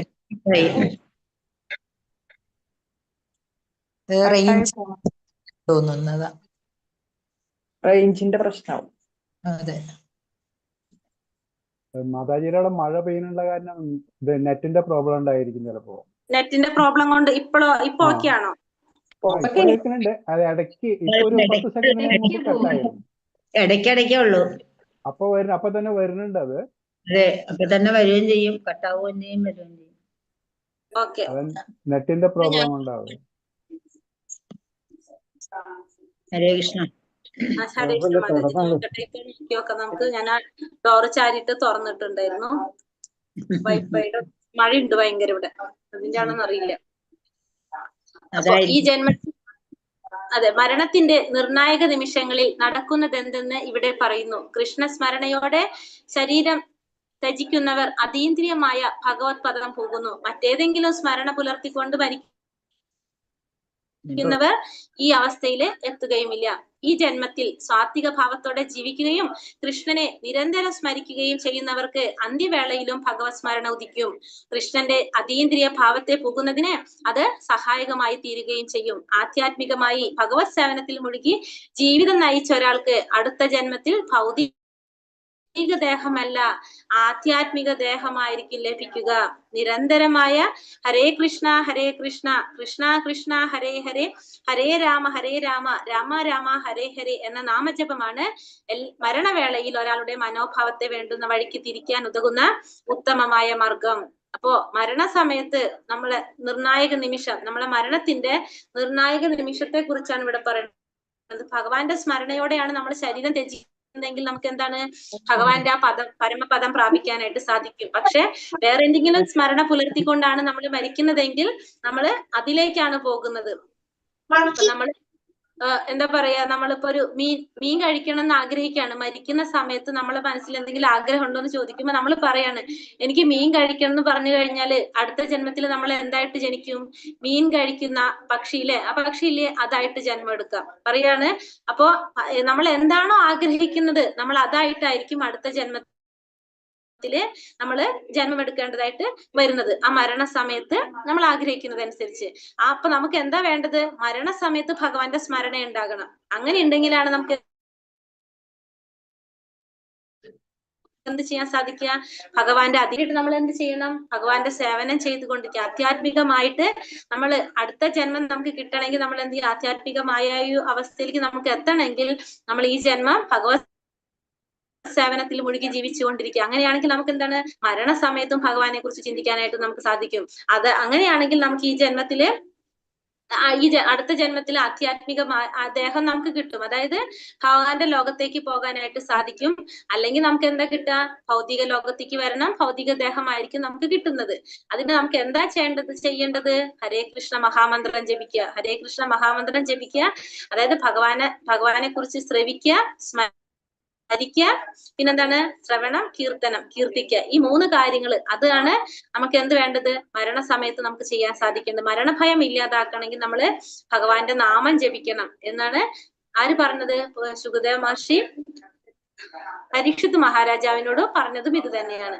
ഇനി ഇവിടെ ഒരു കഥ പറയാണ്. മരണസമയത്ത് നമ്മള് ശരീരം ത്യജിക്കുന്ന സമയത്ത് നമ്മൾ പറഞ്ഞു എന്തിനെ കുറിച്ചാണ് നമ്മൾ ചിന്തിക്കുന്നത്? നമ്മൾ അതായിട്ട് മാറുന്നു. പറഞ്ഞു അല്ലെ. അപ്പൊ അതിനിവിടെ ഒരു കഥ പറയുന്നത് ഭരത മഹാരാജാവിന്റെ കഥയാണ് പറയുന്നത്. ഭരത മഹാരാജാവ് എന്താണ് പറയുന്നത്, ഭരത മഹാരാജാവ് അതായത് ഭൂമിയിലെ സത്യയുഗത്തില് രാജ്യം മുഴുവനും ഭരിച്ചിരുന്ന ഒരു ചക്രവർത്തിയാണ് ആര്, ഈ മഹാരാജാവ്, ഭരത മഹാരാജാവ്. അപ്പൊ അത്രയും ഫേമസ് ആയിട്ടുള്ള ഒരു ചക്രവർത്തിയാണ്. ആ ചക്രവർത്തി എന്താണ് രാജ്യഭാരമൊക്കെ മറ്റുള്ളവരെ ഏൽപ്പിച്ചിട്ട് ആശ്രമത്തില് ഇനിയുള്ള ജീവിതം മുഴുവൻ എന്താണ് ഭഗവാന്റെ സേവനം ചെയ്ത് ജീവിക്കാനായിട്ട് ആശ്രമത്തിലേക്ക് പോകാണ്. അങ്ങനെ അവിടെ വെച്ചിട്ട് അദ്ദേഹം എന്താണ് പ്രഭാത കൃത്യങ്ങൾ ചെയ്യാനായിട്ട് തടാകക്കരയിലേക്ക് പോകുമ്പോ അവിടെ പൂർണ്ണ ഗർഭിണിയായ ഒരു മാൻ അവശതയായിട്ട് ഓടി വരാണ്. അങ്ങനെ ഭയങ്കര ക്ഷീണിച്ച് അവശതയായ ഒരു മാനായിരുന്നു. അപ്പൊ പെട്ടെന്ന് തന്നെ ഒരു സൗണ്ട് കേട്ടു. അപ്പൊ മനസ്സിലായി സിംഹത്തിനെ പേടിച്ചത് ഓടി വരാണെന്ന്. അങ്ങനെ അത് നദി ക്രോസ് ചെയ്ത് പോകാനായിട്ട് ശ്രമിക്കുകയാണ്. പക്ഷെ അത്രയും ക്ഷീണിച്ച കാരണം കൊണ്ട് അതിനത് ക്രോസ് ചെയ്യാനായിട്ട് സാധിച്ചില്ല. അങ്ങനെ ആ മാൻ അവിടെ തന്നെ കിടന്ന് അത് ചത്തുപോകും. പക്ഷെ ഒരു മാൻകുട്ടിക്ക് ജന്മം കൊടുത്തിട്ടാണ് ആ മാൻ ചത്തുപോകുന്നത്. അങ്ങനെ ചത്തുപോകുമ്പോ എന്താ സംഭവിക്കുന്നത്, ഈ മാൻകുട്ടിയെ അവിടെ ഉപേക്ഷിച്ചു പോരാനായിട്ട് ആർക്ക് തോന്നിയില്ല, ഈ ഭരത മഹാരാജാവിന് തോന്നിയില്ല. അങ്ങനെ ആ ചെറിയ മാൻകുട്ടിയെയും കൊണ്ട് ആശ്രമത്തിലേക്ക് പോരാണ്, രാജാവ് ആശ്രമത്തിലേക്ക് പോകണം. നമുക്കറിയാം ഇത്രയും വലിയൊരു രാജാവാണ്. ആ രാജ്യത്തിലെ ആ സുഖങ്ങൾ മുഴുവൻ ഉപേക്ഷിച്ചിട്ടാണ് അദ്ദേഹം എന്തിനു പോയത്, ആശ്രമത്തിലേക്ക് പോയത്, ഭഗവത് സേവനം ചെയ്യാൻ വേണ്ടി മാത്രം. പക്ഷെ അവിടെ ചെന്ന് അപ്പൊ ഈ മാൻകുട്ടിയെ അവിടെ ഇട്ടിട്ട് പോരാൻ സാധിക്കാത്തോണ്ട് അതിനെയും കൊണ്ട് ആശ്രമത്തിലേക്ക് വന്നു. ആശ്രമത്തിലേക്ക് വരുമ്പോ പിന്നെന്താ സംഭവിക്കുന്നത്, ഈ മാൻകുട്ടിയുടെ ഹരീഷ മാതാജി ഇറങ്ങിക്കോളൂ മാതാജി. അപ്പൊ ആ മാൻകുട്ടിയുടെ പിന്നാലെയായി പിന്നെ ആരുടെ ശ്രദ്ധ മുഴുവൻ, ഈ രാജാവിന്റെ ശ്രദ്ധ മുഴുവനും. കാരണം ഈ രാജാവ് ഏത് സമയം നോക്കിയാലും ഈ മാൻകുട്ടിയുടെ പിന്നാലെ, ഈ മാൻകുട്ടിക്ക് എന്താണ് ഭക്ഷണം വേണം, ഈ മാൻകുട്ടി അതായത് ഈ മാൻകുട്ടിക്ക് എന്തൊക്കെയാണോ വേണ്ടത് അതൊക്കെ എത്തിച്ചു കൊടുക്കുക എന്നുള്ളതായി ആരുടെ ജോലി, ഈ രാജാവിന്റെ. ഫുള്ള് സമയവും ഈ മാൻകുട്ടിയുടെ പിന്നാലെ. അങ്ങനെ മാൻകുട്ടി വളർന്നു വലുതായി. അപ്പൊ അത് ഏത് സമയം എങ്ങോട്ട് പോകും, കാട്ടിലേക്ക് ഓടിപ്പോകും അല്ലെ, അത് ആശ്രമത്തിൽ ഇരിക്കില്ലല്ലോ. അങ്ങനെ രാജാവ് അന്വേഷിച്ചു പോകും, കണ്ടുപിടിക്കും, അങ്ങനെയൊക്കെ. പിന്നെ അങ്ങനെ ഒരു ദിവസം ഇത് പോയിട്ട് ഇതിനെ കാണുന്നില്ല. അപ്പൊ രാജാവ് ഈ മാൻകുട്ടി അന്വേഷിച്ച് കാട്ടിലേക്ക് പോകാണ്. അങ്ങനെ ഒരു കുഴിയിൽ വീണിട്ട് ഈ രാജാവ് മരിക്കണം. ആ സമയത്തും രാജാവ് വിളിക്കുന്നത് ആരെയാണ്, ഈ മാനിനെയാണ് വിളിക്കുന്നത്. കാരണം ഈ മാനാണ് ഇപ്പൊ രാജാവിന്റെ മനസ്സിൽ മുഴുവനും. അങ്ങനെ ഈ മാനിനെ വിളിക്കുകയാണ്. പക്ഷെ എന്താണ്, ആ സമയത്ത് അങ്ങനെ അദ്ദേഹം മരിച്ചുപോയി, രാജാവ് മരിച്ചുപോയി. അപ്പൊ അടുത്ത ജന്മം സ്വാഭാവികമായിട്ടും ആരായിട്ടാണ് ജന്മം എടുക്കുന്നത്, അടുത്ത ജന്മം ഒരു മാനായിട്ടാണ് ഈ രാജാവ് ജന്മം എടുക്കുന്നത്. പക്ഷെ കുറെ ഈ പറഞ്ഞ പോലെ തന്നെ ആശ്രമത്തിൽ നിന്ന് കുറെ സേവനങ്ങൾ ചെയ്ത കാരണം കൊണ്ട് തന്നെ ആ രാജാവിന് പൂർവ്വജന്മത്തിലെ കാര്യങ്ങൾ ഓർക്കാനായിട്ടുള്ള കഴിവുണ്ടായിരുന്നു. അങ്ങനെ ആ മാൻ എന്ത് ചെയ്യാണ്, അത് ഈ ആശ്രമത്തിലേക്ക് തിരിച്ചു വന്ന് അവിടെ മറ്റുള്ള സന്യാസിമാര് പഴയ ആശ്രമത്തിലേക്ക് തിരിച്ചെത്തി മറ്റുള്ള ഋഷിമാര് ചെയ്യുന്നതെല്ലാം കേട്ട് അവിടെ നിൽക്കാണ് ചെയ്യുന്നത്. അവിടെ നിന്ന് അപ്പൊ അതിനുശേഷം വീണ്ടും ആ മാനിന് സാക്ഷാത്കാരം കിട്ടിയിട്ട് എന്തായിട്ട് വരാണ്, വീണ്ടും ഒരു ബ്രാഹ്മണനായിട്ട് ജനിക്കും. അപ്പൊ അദ്ദേഹത്തിന് മനസ്സിലായി തനിക്ക് സംഭവിച്ച തെറ്റ് അല്ലെ. അപ്പൊ അദ്ദേഹം പിന്നീട് ആരാണ്, ആ ബ്രാഹ്മണനായിട്ട് ജനിക്കും. പിന്നെ ബധിരനും മൂകനായിട്ട് ഒന്നും കേൾക്കാനും കാണാനും താല്പര്യമില്ലാത്ത വിധം അഭിനയിച്ചിട്ട്, അതായത് ഭഗവാനെ സ്മരിച്ച് മോക്ഷം നേടി പോകാണ് ചെയ്യുന്നത്. അങ്ങനെയാണ് ജഡഭരതനായിട്ട് തിരിച്ചു പോകാണ് ചെയ്യുന്നത്. അങ്ങനെ അതാണ് നമ്മൾ പറഞ്ഞത്, മരണസമയത്ത് നമ്മൾ എന്തിനെ കുറിച്ചാണ് ഓർക്കുന്നത്, നമ്മൾ അതായിട്ട് മാറും എന്നതിന് നമുക്കൊരു ഉദാഹരണം, ഒരു കഥ പറഞ്ഞതാണ് ഭരത മഹാരാജാവിന്റെ കഥ. അതുകൊണ്ട് ഇവിടെ എന്താ പറഞ്ഞത്, അതുകൊണ്ട് തസ്മാത് അല്ലെങ്കിൽ അതിനാൽ, തസ്മാത് സർവേഷു കാലേഷു, അതുകൊണ്ട് എന്ത് ചെയ്യാ, സത്മാത് സർവേഷു കാലേഷു മാമനുസ്മര യുത്യച മയ്യർപ്പിത മനോഭൂതിർ മാമേ വൈശ്യസ്യ സംശയഃ. അതിനാൽ അർജുന, ശ്രീകൃഷ്ണ രൂപത്തിൽ എന്നെ നീ എപ്പോഴും ഓർമ്മിക്കുക. അതുകൊണ്ട് നീ എന്ത് ചെയ്യണം, നീ എന്നെ എപ്പോഴും ഓർമ്മിക്കണം. തസ്മാത്, അതുകൊണ്ട് അർജുന നീ എപ്പോഴും എന്നെ ഓർമ്മിക്കണം. എങ്ങനെയാണ് ഓർക്കേണ്ടത്, ശ്രീകൃഷ്ണ രൂപത്തിലാണ് നീ എന്നെ എപ്പോഴും ഓർക്കേണ്ടത്. പിന്നെ അതോടൊപ്പം നീ എന്ത് ചെയ്യണം, നിയത കർമ്മമായ യുദ്ധം നിർവഹിക്കുകയും വേണം. സ്വകർമ്മങ്ങളെല്ലാം എനിക്കായി അർപ്പിച്ചും മനോബുദ്ധികൾ എന്നിൽ അർപ്പിച്ചും ഇരുന്നാൽ നീ എന്നെ പ്രാപിക്കും, സംശയമില്ല. അപ്പൊ അർജുനനോട് പറയുന്നത് എന്താണ്, അതുകൊണ്ട് അർജുന നീ എന്ത് ചെയ്യണം, നീ എന്നെ എപ്പോഴും ഓർമ്മിക്കണം. ഏത് രൂപത്തില്, ശ്രീകൃഷ്ണന്റെ രൂപത്തിലാണ് നീ എന്നെ എപ്പോഴും ഓർമ്മിക്കേണ്ടത്. മാത്രമല്ല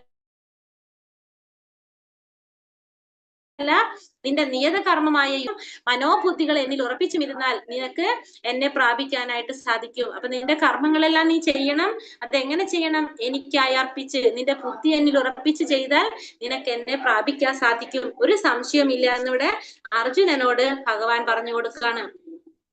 അർജുനനോടുള്ള ഈ ഉപദേശം അർജുനന് മാത്രമുള്ളതല്ല, ഭൗതിക കർമ്മങ്ങളിൽ ഏർപ്പെട്ടിരിക്കുന്ന എല്ലാവരെ സംബന്ധിച്ചും പ്രസക്തമാണ്. അപ്പൊ അർജുനനോട് പറഞ്ഞിരിക്കുന്ന ഈ ഉപദേശം അർജുനന് വേണ്ടി മാത്രമുള്ളതല്ല, എന്താണ് നമ്മുടെ പോലുള്ള എല്ലാവർക്കും, ഭൗതിക കർമ്മങ്ങളിൽ ഏർപ്പെട്ടിരിക്കുന്ന എല്ലാവരെ സംബന്ധിച്ചും പ്രസക്തമായതാണ് ഈ ഉപദേശം. തങ്ങളുടെ നിർദ്ദിഷ്ട കർമ്മം നിറവേറ്റുന്നതിൽ നിന്ന് പിന്തിരിയാൻ ആരെയും ഭഗവാൻ പ്രേരിപ്പിക്കുന്നില്ല. അപ്പൊ ഭഗവാൻ ഒരാളെയും എന്ത് ചെയ്യാൻ പ്രേരിപ്പിക്കുന്നില്ല? നമുക്ക് നിർദ്ദിഷ്ട കർമ്മങ്ങള്, നമ്മളുടെ നിർദ്ദിഷ്ട കർമ്മങ്ങൾ, നമ്മളൊരു മനുഷ്യനായിട്ട് ജന്മം എടുത്തു കഴിഞ്ഞാൽ നമുക്ക് എന്തൊക്കെ കർമ്മങ്ങൾ പാലിക്കാനുണ്ട് ആ ജന്മത്തില്, അതിൽ നിന്നും നമ്മളെ പിന്തിരിയാൻ ഭഗവാൻ ഒരിക്കലും നമ്മളെ പ്രേരിപ്പിക്കുന്നില്ല. ഒരാൾക്ക് ഈ പ്രവൃത്തിയിൽ തുടരുന്നതോടൊപ്പം തന്നെ എന്ത് ചെയ്യാം? ഹരേ കൃഷ്ണ മന്ത്രം ഉച്ചരിച്ചുകൊണ്ട് ഭഗവത സ്മരണ പുലർത്തുകയുമാകാം. അപ്പൊ നമ്മുടെ ഈ ജീവിതത്തില് നമുക്ക് പാലിക്കേണ്ടതായിട്ടുള്ള നിയത കർമ്മങ്ങൾ മുഴുവൻ നമുക്ക് അനുഷ്ഠിച്ചുകൊണ്ട് തന്നെ നമുക്ക് എന്തും ചെയ്യാൻ സാധിക്കും? ഭഗവാന്റെ നാമം ഉച്ചരിച്ചുകൊണ്ട് ഭഗവാന്റെ സ്മരണ പുലർത്താനും സാധിക്കും. ഇത് ജീവനെ ഭൗതിക കൽമഷങ്ങൾ ബാധിക്കാതിരിക്കാനും ബുദ്ധികളെ ഭഗവാനിൽ ഏകാഗ്രീകരിക്കാനും ഉതകും. അപ്പോ അങ്ങനെ നമ്മൾ ചെയ്തു കഴിഞ്ഞാൽ നമുക്ക് ചെയ്യേണ്ടതായിട്ടുള്ള കർമ്മങ്ങളും ചെയ്യാം, ഒപ്പം തന്നെ നമ്മൾ എന്ത് ചെയ്യും? ഭഗവാന്റെ നാമം ഉച്ചരിച്ചുകൊണ്ടും ഇരിക്കുക. അങ്ങനെ നമ്മൾ ഭഗവാനെ സ്മരിച്ചുകൊണ്ടിരിക്കുകയാണെങ്കിൽ നമ്മളെ ഭൗതികമായ കൽമഷങ്ങളിൽ നിന്ന് അതൊക്കെ നമ്മളെ മാറ്റാനായിട്ട്, നമ്മുടെ ജീവിതത്തിലെ ഭൗതികമായ കൽമഷങ്ങൾ നമ്മളെ ബാധിക്കാതിരിക്കാനും മനോബുദ്ധികളെ ഭഗവാനിൽ ഏകാഗ്രീകരിക്കാനും ഉതകും. കൃഷ്ണനാമോച്ചരണം ഭക്തനെ പരമോത്കൃഷ്ടമായ കൃഷ്ണലോകത്തിലെത്തിക്കുന്നതിന് സംശയമില്ല. അപ്പൊ കൃഷ്ണന്റെ നാമം ഉച്ചരിക്കുന്നതിലൂടെ നമുക്ക് എത്തിക്കാൻ സാധിക്കും? പരമോത്കൃഷ്ടമായ ഭഗവാന്റെ ലോകത്തിലേക്ക് എത്താൻ സാധിക്കും എന്നതിന് യാതൊരു സംശയമില്ല. ഇപ്പൊ വോയിസ് ബ്രേക്ക് ആവുന്നുണ്ട് ഇപ്പൊ? ഇല്ല മാതാജി. അഭ്യാസയോഗയുക്തേന ചേതസാ നാന്യഗാമിന പരമം പുരുഷം ദിവ്യം യാതി പാർത്ഥാനുചിന്തയൻ. എന്നെ പരമദിവ്യോത്തമ പുരുഷനായി ആരാണോ ധ്യാനിക്കുന്നത്, ആരാണോ മാർഗത്തിൽ നിന്ന് വ്യതിചലിക്കാതെ തുടർച്ചയായി എന്നെ മനസ്സിൽ സ്മരിക്കുന്നത്, അല്ലയോ പാർത്ഥ, അയാൾ നിശ്ചയമായും എന്നെ പ്രാപിക്കും. ഇനി എന്താ പറയുന്നത് ഭഗവാൻ ഇവിടെ?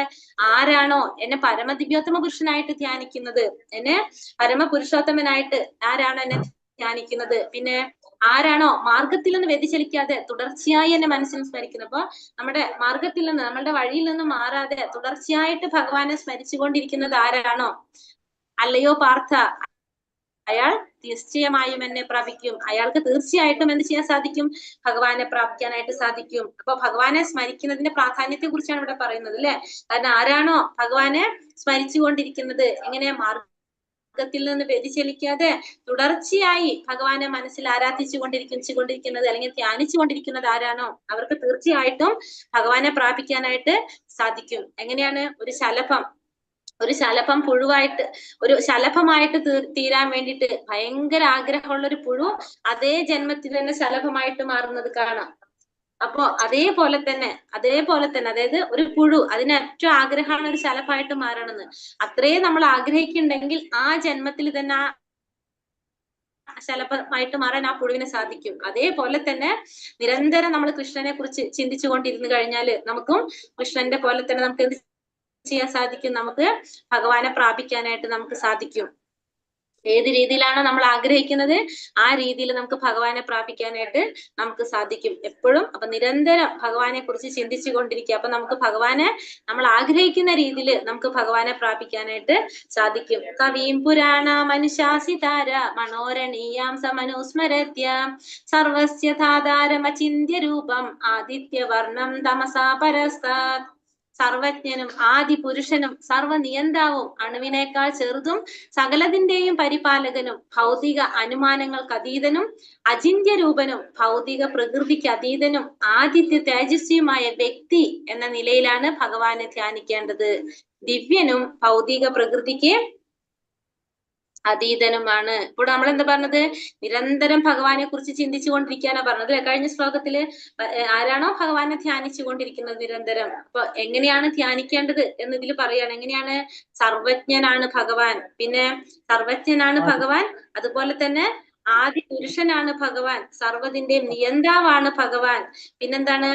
അണുവിനേക്കാൾ ചെറുതും, പിന്നെ അതുപോലെ തന്നെ അണുവിനേക്കാൾ ചെറുതുമാണ്, സകലതിന്റെയും പരിപാലകനാണ്, ഭൗതിക അനുമാനങ്ങൾക്ക് അതീതനാണ്, നമ്മുടെ ഭൗതികമായ അനുമാനങ്ങൾക്ക് അതീതനാണ്, അചിന്ത്യ രൂപൻ. അചിന്ത്യ രൂപം എന്ന് വെച്ചാൽ നമ്മുടെ ചിന്തകൾക്ക് അപ്പുറത്താണ് ആരുടെ രൂപം? ഭഗവാന്റെ രൂപം. ഭൗതിക പ്രകൃതിക്ക് അതീതനാണ്, ആദിത്യ തേജസ്വിയുമാണ്. ആദിത്യ തേജസ്വി അല്ലെ? ആദിത്യ തേജസ് എന്ന് വെച്ചാൽ ആദിത്യനാരാണ്? സൂര്യൻ. സൂര്യന്റെ ആ ഒരു തേജസ്. അതേപോലെ ആദിത്യ തേജസ്വിയുമായ വ്യക്തി എന്ന നിലയിലാണ് ഭഗവാൻ എങ്ങനെ ഭഗവാനെ സ്മരിക്കണം പറയണത്? വ്യക്തി എന്ന നിലയിലാണ് ഭഗവാനെ ധ്യാനിക്കേണ്ടത്. അങ്ങനെ ഭഗവാൻ എങ്ങനെയാണ്? ദിവ്യനും ഭൗതിക പ്രകൃതിക്ക് അതീതനുമാണ് അവിടുന്ന്. അപ്പൊ ഭഗവാൻ ഒരു വ്യക്തിയായിട്ടാണ് നമ്മൾ കാണേണ്ടതെന്ന് പറഞ്ഞ, അല്ലാണ്ട് ശൂന്യന്റെ ആയിട്ടോ അവ്യക്തഗതനായിട്ടോ അല്ല നമ്മൾ ഭഗവാനെ കാണേണ്ടത്. നമ്മൾ ഇന്നലെ ക്ലാസ്സിൽ ചോദിക്കണ്ടല്ലേ,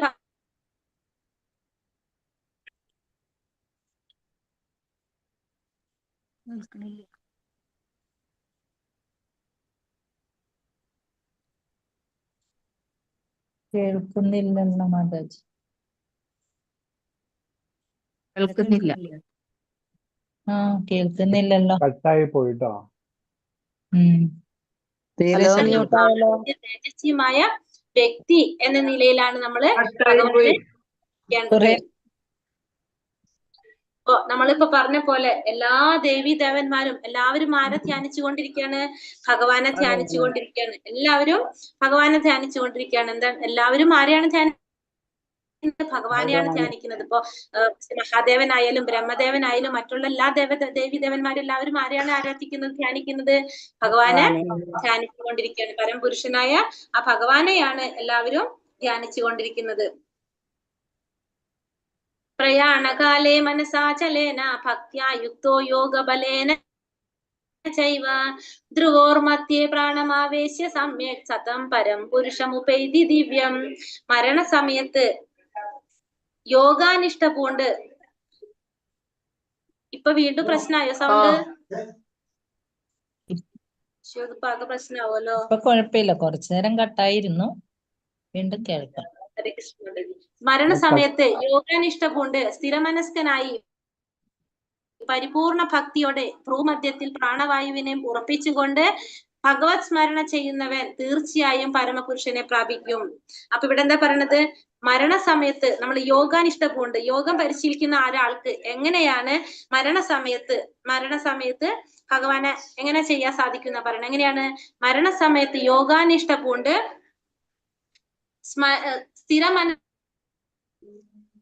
ഇപ്പോഴും കട്ടാവുന്നുണ്ട്. പരിപൂർണ ഭക്തിയോട് ഭ്രൂമധ്യത്തിൽ എന്ന് പറഞ്ഞതാണ് നമ്മുടെ പുരുഷന്റെ. ഹരേ കൃഷ്ണ. ഇടക്കിടക്ക് കട്ടാവുന്നുണ്ട്. അത് എല്ലാരും ഒന്ന് മ്യൂട്ട് ചെയ്ത് വെക്കുവാന്നെ ഇത്രയും പ്രശ്നം വരത്തില്ല. മ്യൂട്ട് അല്ലേ എല്ലാവരും? എല്ലാവരും ഓൺ ആണോ? എല്ലാരും ഇപ്പൊ നോക്കൂ. എനിക്ക് അല്ലാണ്ട് ഒന്നും ചെയ്യാൻ സാധിക്കുന്നില്ല ഇവിടെ. കാരണം നെറ്റിന്റെ പ്രോബ്ലം ആയിരിക്കാനാണ്. വൈഫൈ ഉണ്ട്, പക്ഷെ മഴയുടെ പ്രശ്നം ആവാൻ സാധ്യത.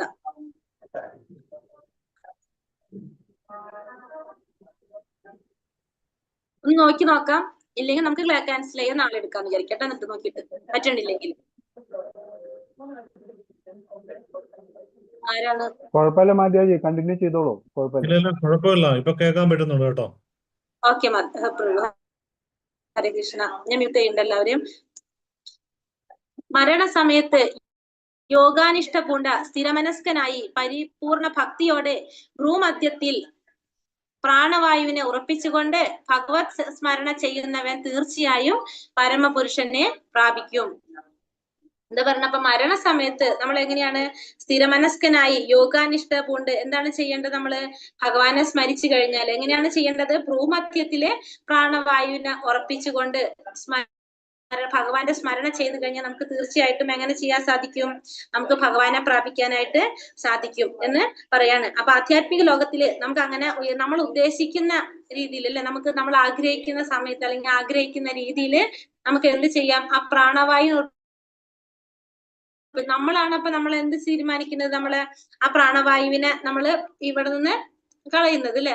നമ്മൾ ആഗ്രഹിക്കുന്ന രീതിയിൽ യോഗനിഷ്ഠ ചെയ്യുന്നവരുടെ ഒരു സിറ്റുവേഷൻ ആണ് പറയുന്നത്. അവരെന്താണ് ആ പ്രാണവായുവിനെ ഈ നമ്മളെ ഇതിൽ നിന്ന് ഉയർത്തിയിട്ട് നമ്മൾ ആ പ്രാണവായുവിനെ അവർ ഉപേക്ഷിക്കുകയാണ് ചെയ്യുന്നത്. അപ്പൊ അവര് ഭ്രൂമധ്യത്തിൽ പ്രാണവായുവിനെ ഉറപ്പിച്ച് നിർത്തിയിട്ട് ഭഗവാന്റെ സ്മരണ ചെയ്തുകൊണ്ട് അവരെന്ത് ചെയ്യാണ്, പരമപുരുഷനെ പ്രാപിക്കാൻ ശ്രമിക്കുകയാണ്.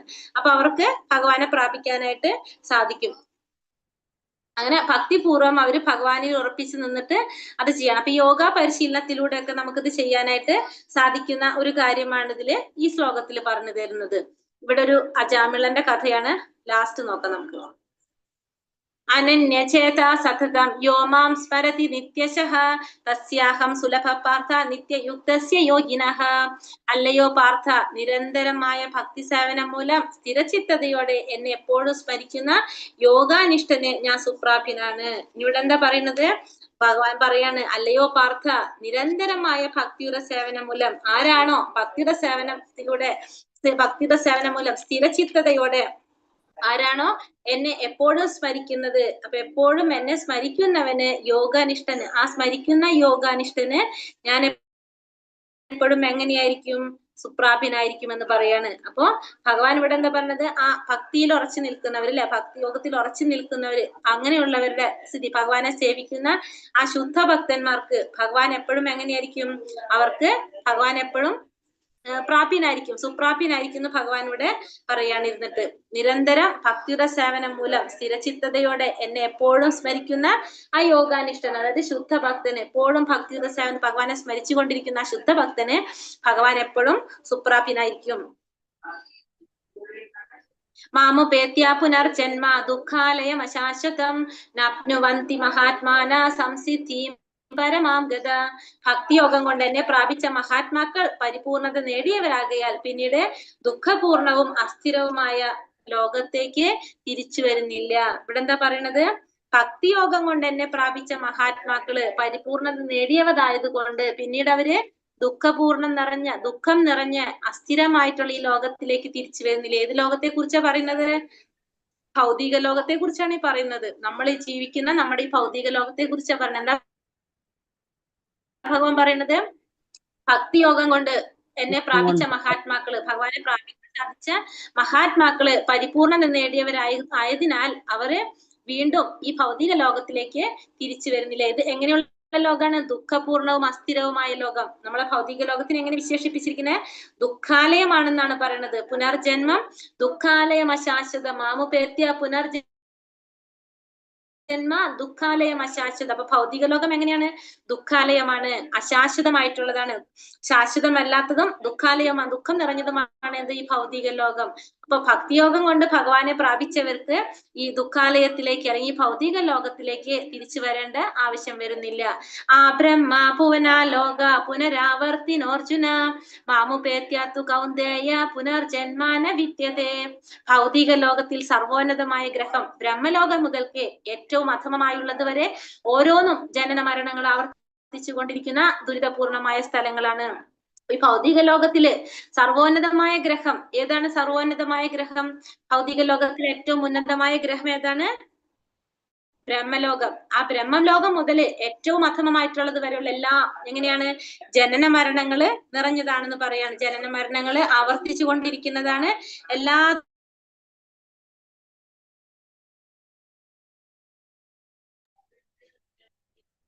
എല്ലാ ലോകങ്ങളും എങ്ങനെയാണ്? ജനന മരണങ്ങൾക്ക് എന്ത് വരുന്നില്ല? തിരിച്ചു വരേണ്ടതായിട്ട് വരുന്നില്ല. ഒരു മിനിറ്റ്.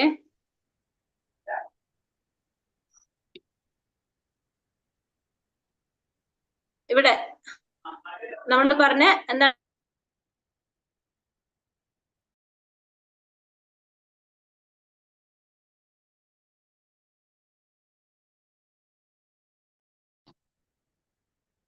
ഭൗതിക ലോകം നമ്മൾ ഈ കാണുന്നതാണ്. എന്ത് നമ്മളിപ്പോ പറഞ്ഞത്? ആ ബ്രഹ്മഭുവനാലോകം അല്ലെ പറഞ്ഞത്? ആ ബ്രഹ്മഭുവനാലോകം പുനരാവർത്തിനോർജുന എന്നാ പറയുന്നത്. ബ്രഹ്മലോകത്തിലെ ഏറ്റവും ടോപ്പിൽ നിൽക്കുന്നത് ഏതാണ്? ബ്രഹ്മലോകം അല്ലെങ്കിൽ സത്യലോകം എന്നും പറയും. ബ്രഹ്മലോകത്തിന് വേറെ എന്താ പറയാ? സത്യലോകം. ആ സത്യലോകം തൊട്ട് ഏറ്റവും താഴത്തുള്ള ലോകം വരെയുള്ളത് എങ്ങനെയാണ്? ജനന മരണങ്ങൾ ആവർത്തിച്ചു കൊണ്ടിരിക്കുന്നതാണ്. കാരണം ഇതെല്ലാം എവിടെയാണ്? ഈ കാണുന്ന ഈ റൗണ്ട് ഇതെന്താണിത്? ഭൗതിക ലോകാണിത് അല്ലെ? അല്ലേ? നല്ല നമ്മൾ കണ്ടില്ലേ? ഈ പറഞ്ഞത് ഏതാണിത്? ഇത് ഭൗതിക ലോകാണ്. ഒരു പ്രപഞ്ചം തുറന്നു വെച്ചിരിക്കുകയാണ്. നമ്മൾ ഈ ഭൗതിക പ്രപഞ്ചത്തിന് തുറന്നു വെച്ചിരിക്കുകയാണത്. ആ ഭൗതിക പ്രപഞ്ചത്തിലാണ് എന്തുള്ളത്? ഭൗതിക ലോകത്തിലാണ് ഏതുള്ളത്? ഈ 14 ലോകങ്ങൾ, ബ്രഹ്മലോകം തൊട്ടുള്ള 14 ലോകങ്ങൾ എവിടെയാണ്? ഈ ഭൗതിക പ്രപഞ്ചത്തിലാണുള്ളത്. ഈ ഭൗതിക ലോകത്തിലുള്ള എല്ലാവർക്കും എന്തുണ്ട്? ജനന മരണങ്ങളുണ്ട്. നമ്മൾ ഇന്നലെ പറഞ്ഞു അല്ലെ? ജനന മരണങ്ങൾ, എന്താ പറഞ്ഞത്? ദേവന്മാർക്ക് എന്ത് ചെയ്യാൻ സാധിക്കില്ല എന്ന് പറഞ്ഞു നമ്മള്. ദേവന്മാർക്കും മരണമുണ്ട് നമ്മൾ പറഞ്ഞു. അവർക്ക് എന്ത് കൊടുക്കാൻ സാധിക്കില്ല? അത് കൊടുക്കാനായിട്ട് സാധിക്കില്ല എന്ന് പറഞ്ഞു അല്ലെ? അവർക്ക് കൊടുക്കുന്ന വരദാനങ്ങൾക്ക് എന്തുണ്ട്? പരിമിതികൾ ഉണ്ടെന്ന് പറഞ്ഞു. അപ്പൊ അവർ സ്വയം മരിക്കുന്നവരാണെങ്കിൽ അവർക്ക് എന്ത് കൊടുക്കാൻ സാധിക്കില്ല? മരിക്കില്ല എന്നുള്ളൊരു വരം കൊടുക്കാനായിട്ട് അവർക്ക് സാധിക്കണമെന്നില്ല. അപ്പോ ഈ ബ്രഹ്മലോകം എന്ന് പറയുന്നത് ഈ ഭൗതിക ലോകത്തിലെ ഏറ്റവും മുകളിൽ കാണുന്നതാണ് എന്ത്? ബ്രഹ്മലോകം. കാണുന്നുണ്ടോ? എല്ലാവർക്കും ക്ലിയർ ആവുന്നുണ്ടോ? ക്ലിയർ ആകുന്നുണ്ടോ? ഫസ്റ്റത്തെ ലോകാണ് ഏത്? ബ്രഹ്മലോകം. സത്യലോകം എന്നും പറയും, അല്ലെങ്കിൽ ബ്രഹ്മലോകം എന്നും പറയും. ഒന്നാമത്തെ ലോകം സത്യലോകം, അതല്ലെങ്കിൽ ബ്രഹ്മലോകം. അതിന്റെ രണ്ടാമത്തെ താഴെ വരുന്നത് ഏതാണ്? തപോലോകം. തപോലോകം എന്ന് വെച്ചിട്ടുണ്ടെങ്കിൽ തപസ് ചെയ്യുന്ന കുമാരന്മാരുടെ, അല്ലെങ്കിൽ 4 കുമാരന്മാർ അല്ലെങ്കിൽ ഋഷികളുടെ ഒക്കെ ലോകമാണ് എന്ത്? 4 കുമാരന്മാര് ഋഷികളൊക്കെ ഉള്ള ലോകമാണ് തപോലോകം. മൂന്നാമത്തത് ജനർലോകം, പ്രജാപതികളുടെ ലോകമാണ് ജനലോകം. മഹർലോകം എന്ന് പറഞ്ഞാൽ ഏതാണ്? ഋഷിമാര് മുനികളൊക്കെ താമസിക്കുന്ന ലോകം തന്നെയാണ് എന്ത്? മഹർലോകം. അത് കഴിഞ്ഞിട്ടാണ് സ്വർലോകം. സ്വർലോകമാണ് ആരുടെ ലോകം വരുന്നത്? ദേവന്മാരുടെ ലോകം. 5ാമത്തതാണ് ഏത്? സ്വർലോകം. ആറാമത്തതാണ് ഭുവർലോകം വരുന്നത്. ഭുവർലോകം എന്ന് വെച്ചിട്ടുണ്ടെങ്കിൽ രക്ഷസന്മാരുടെ ഒക്കെ ലോകമാണ് ഭുവർലോകം. അത് കഴിഞ്ഞ് 7ാമത്തതാണ് ഏത്? ഭൂലോകം അല്ലെങ്കിൽ ഭൂമി. ഭൂമി എത്രാമത്തെ ലോകാണ്? 7ാമത്തെ ലോകം. ഭൂമിയാണ് നമ്മളെ ലോകം, 7ാമത്തെ ലോകം. 5ാമത്തെ ലോകാണ് ഏരുടെ ലോകം? ദേവന്മാരുടെ ലോകം, സ്വർലോകം. 6ാമത്തെ ഭുവർലോകം. 7ാമത്തെയാണ് ഭൂമി. ഭുവർലോകം വരുന്നത് മനുഷ്യരുടെ ലോകം, 7ാമത്തെ ഭൂമി. അത് കഴിഞ്ഞിട്ട് താഴ്ത്തിക്കുള്ള ബാക്കിയുള്ള പാതാള ലോകങ്ങള് അത്തള, വിത്തള, സൂത്തള, തലാത്തള, മഹാത്തള, രസാത്തള, പാതാള എന്ന് പറഞ്ഞ ഏത് ലോകങ്ങൾ വരുന്ന? പാതാള ലോകങ്ങൾ. പിന്നെ നരലോകങ്ങൾ വരുന്നുണ്ട്. പിന്നെ അതിന്റെ താഴേക്ക് ഇങ്ങനെ പോകുന്നുണ്ട്. പാതാള ലോകത്തിന് താഴെ ഈ നരക ലോകങ്ങള് പിന്നെ വരുന്നുണ്ട്. അപ്പൊ ഇങ്ങനെയാണ് എന്ത് പറയുന്നത്? നമ്മൾ ഈ പറഞ്ഞ 14 ലോകങ്ങൾ നമ്മൾ കാണുന്നത്. അപ്പൊ ഇതിലെ ഭൂമി എന്ന് പറയുന്നത് 7ാമത്തെ ലോകാണ്. ദേവന്മാരുടെ ലോകാണ് 5ാമത്തെ ലോകം. അപ്പൊ നമ്മളിപ്പോ 7ാമത്തെ ലോകത്തിലിരിക്കുന്ന നമ്മള് ദേവന്മാരെ ആരാധിച്ച് നമ്മൾ പോകുന്ന എവിടേക്കാണ്? 5ാമത്തെ ലോകത്തിലേക്കാ പോണത് നമ്മള്. അപ്പൊ ഇവിടെ ആണെങ്കിൽ നമുക്ക് എന്തുണ്ട്? നമുക്ക് ജനന മരണങ്ങളുണ്ട്. ഈ ഭൂമിയിൽ നിന്ന് നമ്മൾ പോകുന്ന 5ാമത്തെ ലോകത്തിലേക്കാണ് നമ്മൾ നമ്മൾ ദേവന്മാരെ ആരാധിക്കുമ്പോ. പിന്നെ ഏറ്റവും ടോപ്പിൽ ഇരിക്കുന്നത് ആരാണ്? ബ്രഹ്മലോകം. ബ്രഹ്മാവാണ് സത്യലോകം എന്ന് പറയും. പക്ഷെ ഈ പറഞ്ഞത് ഇവർക്ക് എല്ലാവർക്കും എന്തുണ്ട്? ജനന മരണങ്ങളുണ്ട് അല്ലെ? കാരണം ഈ ഭൗതിക ലോകത്തിലുള്ള എല്ലാവർക്കും എന്തുണ്ട് നമ്മൾ കണ്ടു? ജനന മരണങ്ങൾ ഉണ്ടെന്ന് പറഞ്ഞു അല്ലെ? ഈ ഭൗതിക ലോകത്തിന്റെ അപ്പുറത്തേക്ക് പോയാൽ ഇല്ലാത്തത് ജനന മരണങ്ങൾ ഇല്ലാത്തത്. ഇത് എന്തുമേലാണ് നിൽക്കുന്നത്? ഈ ഭൗതിക പ്രപഞ്ചം നിൽക്കുന്നത് താമര തണ്ടുമേലാണ് നിൽക്കുന്നത്. ശ്രദ്ധിച്ചോ? ഏതാണ്? ഗർഭോദകശായി വിഷ്ണുവിന്റെ നാഭിയിൽ നിന്ന് വരുന്ന ഈ താമരത്തണ്ടിലാണ് എന്ത് സ്ഥിതി ചെയ്യുന്നത്? ഈ ഭൗതിക പ്രപഞ്ചം സ്ഥിതി ചെയ്യുന്നത്. കാണുന്നുണ്ടോ? ഈ ഭൗതിക ലോകങ്ങള്, പ്രപഞ്ചമല്ല, ഈ ഭൗതിക ലോകങ്ങൾ സ്ഥിതി ചെയ്യുന്നത് ഈ താമര തണ്ടുമലാണ് സ്ഥിതി ചെയ്യുന്നത്. 7ാമത്തെ ലോകമാണ് നമ്മളെ ഭൂമി. 5ാമത്തെ ലോകം നമ്മളെ ദേവന്മാരുടെ ലോകം. ഫസ്റ്റ് സത്യലോകം, തപോലോകം, ജനലോകം, മഹർലോകം, സ്വർലോകം, ഭൂലോകം, പിന്നെ ഭൂമി. അത്തള, വിത്തള, സുത്തള, തലാത്തല, മഹാത്തള, രസാത്തള, പാതാള. പിന്നെ അത് കഴിഞ്ഞിട്ട് നരകലോകങ്ങള്. അങ്ങനെയാണ് നമ്മൾ ഈ പറഞ്ഞത്. അപ്പൊ ഈ ഭൗതിക ലോകത്തിലെ എല്ലാത്തിനും എന്തുണ്ട്? ഭൗതിക ലോകത്തിലുള്ള ജനന മരണങ്ങളുണ്ട്.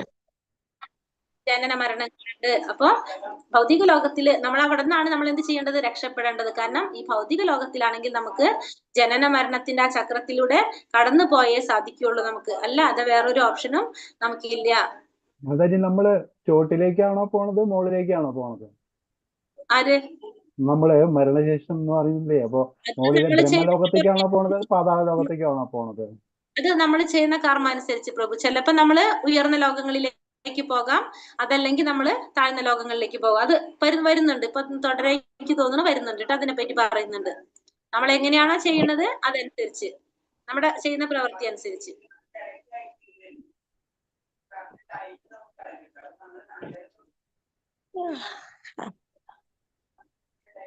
അപ്പൊ ഇവിടെ എന്താ പറഞ്ഞ ഭൗതിക ലോകത്തില് സർവോന്നതമായ ഗ്രഹം ബ്രഹ്മലോകം, അതിലേറ്റവും അധമമായിട്ടുള്ളത് ഓരോന്നും ജനന മരണങ്ങൾ ആവർത്തിച്ചുകൊണ്ടിരിക്കും.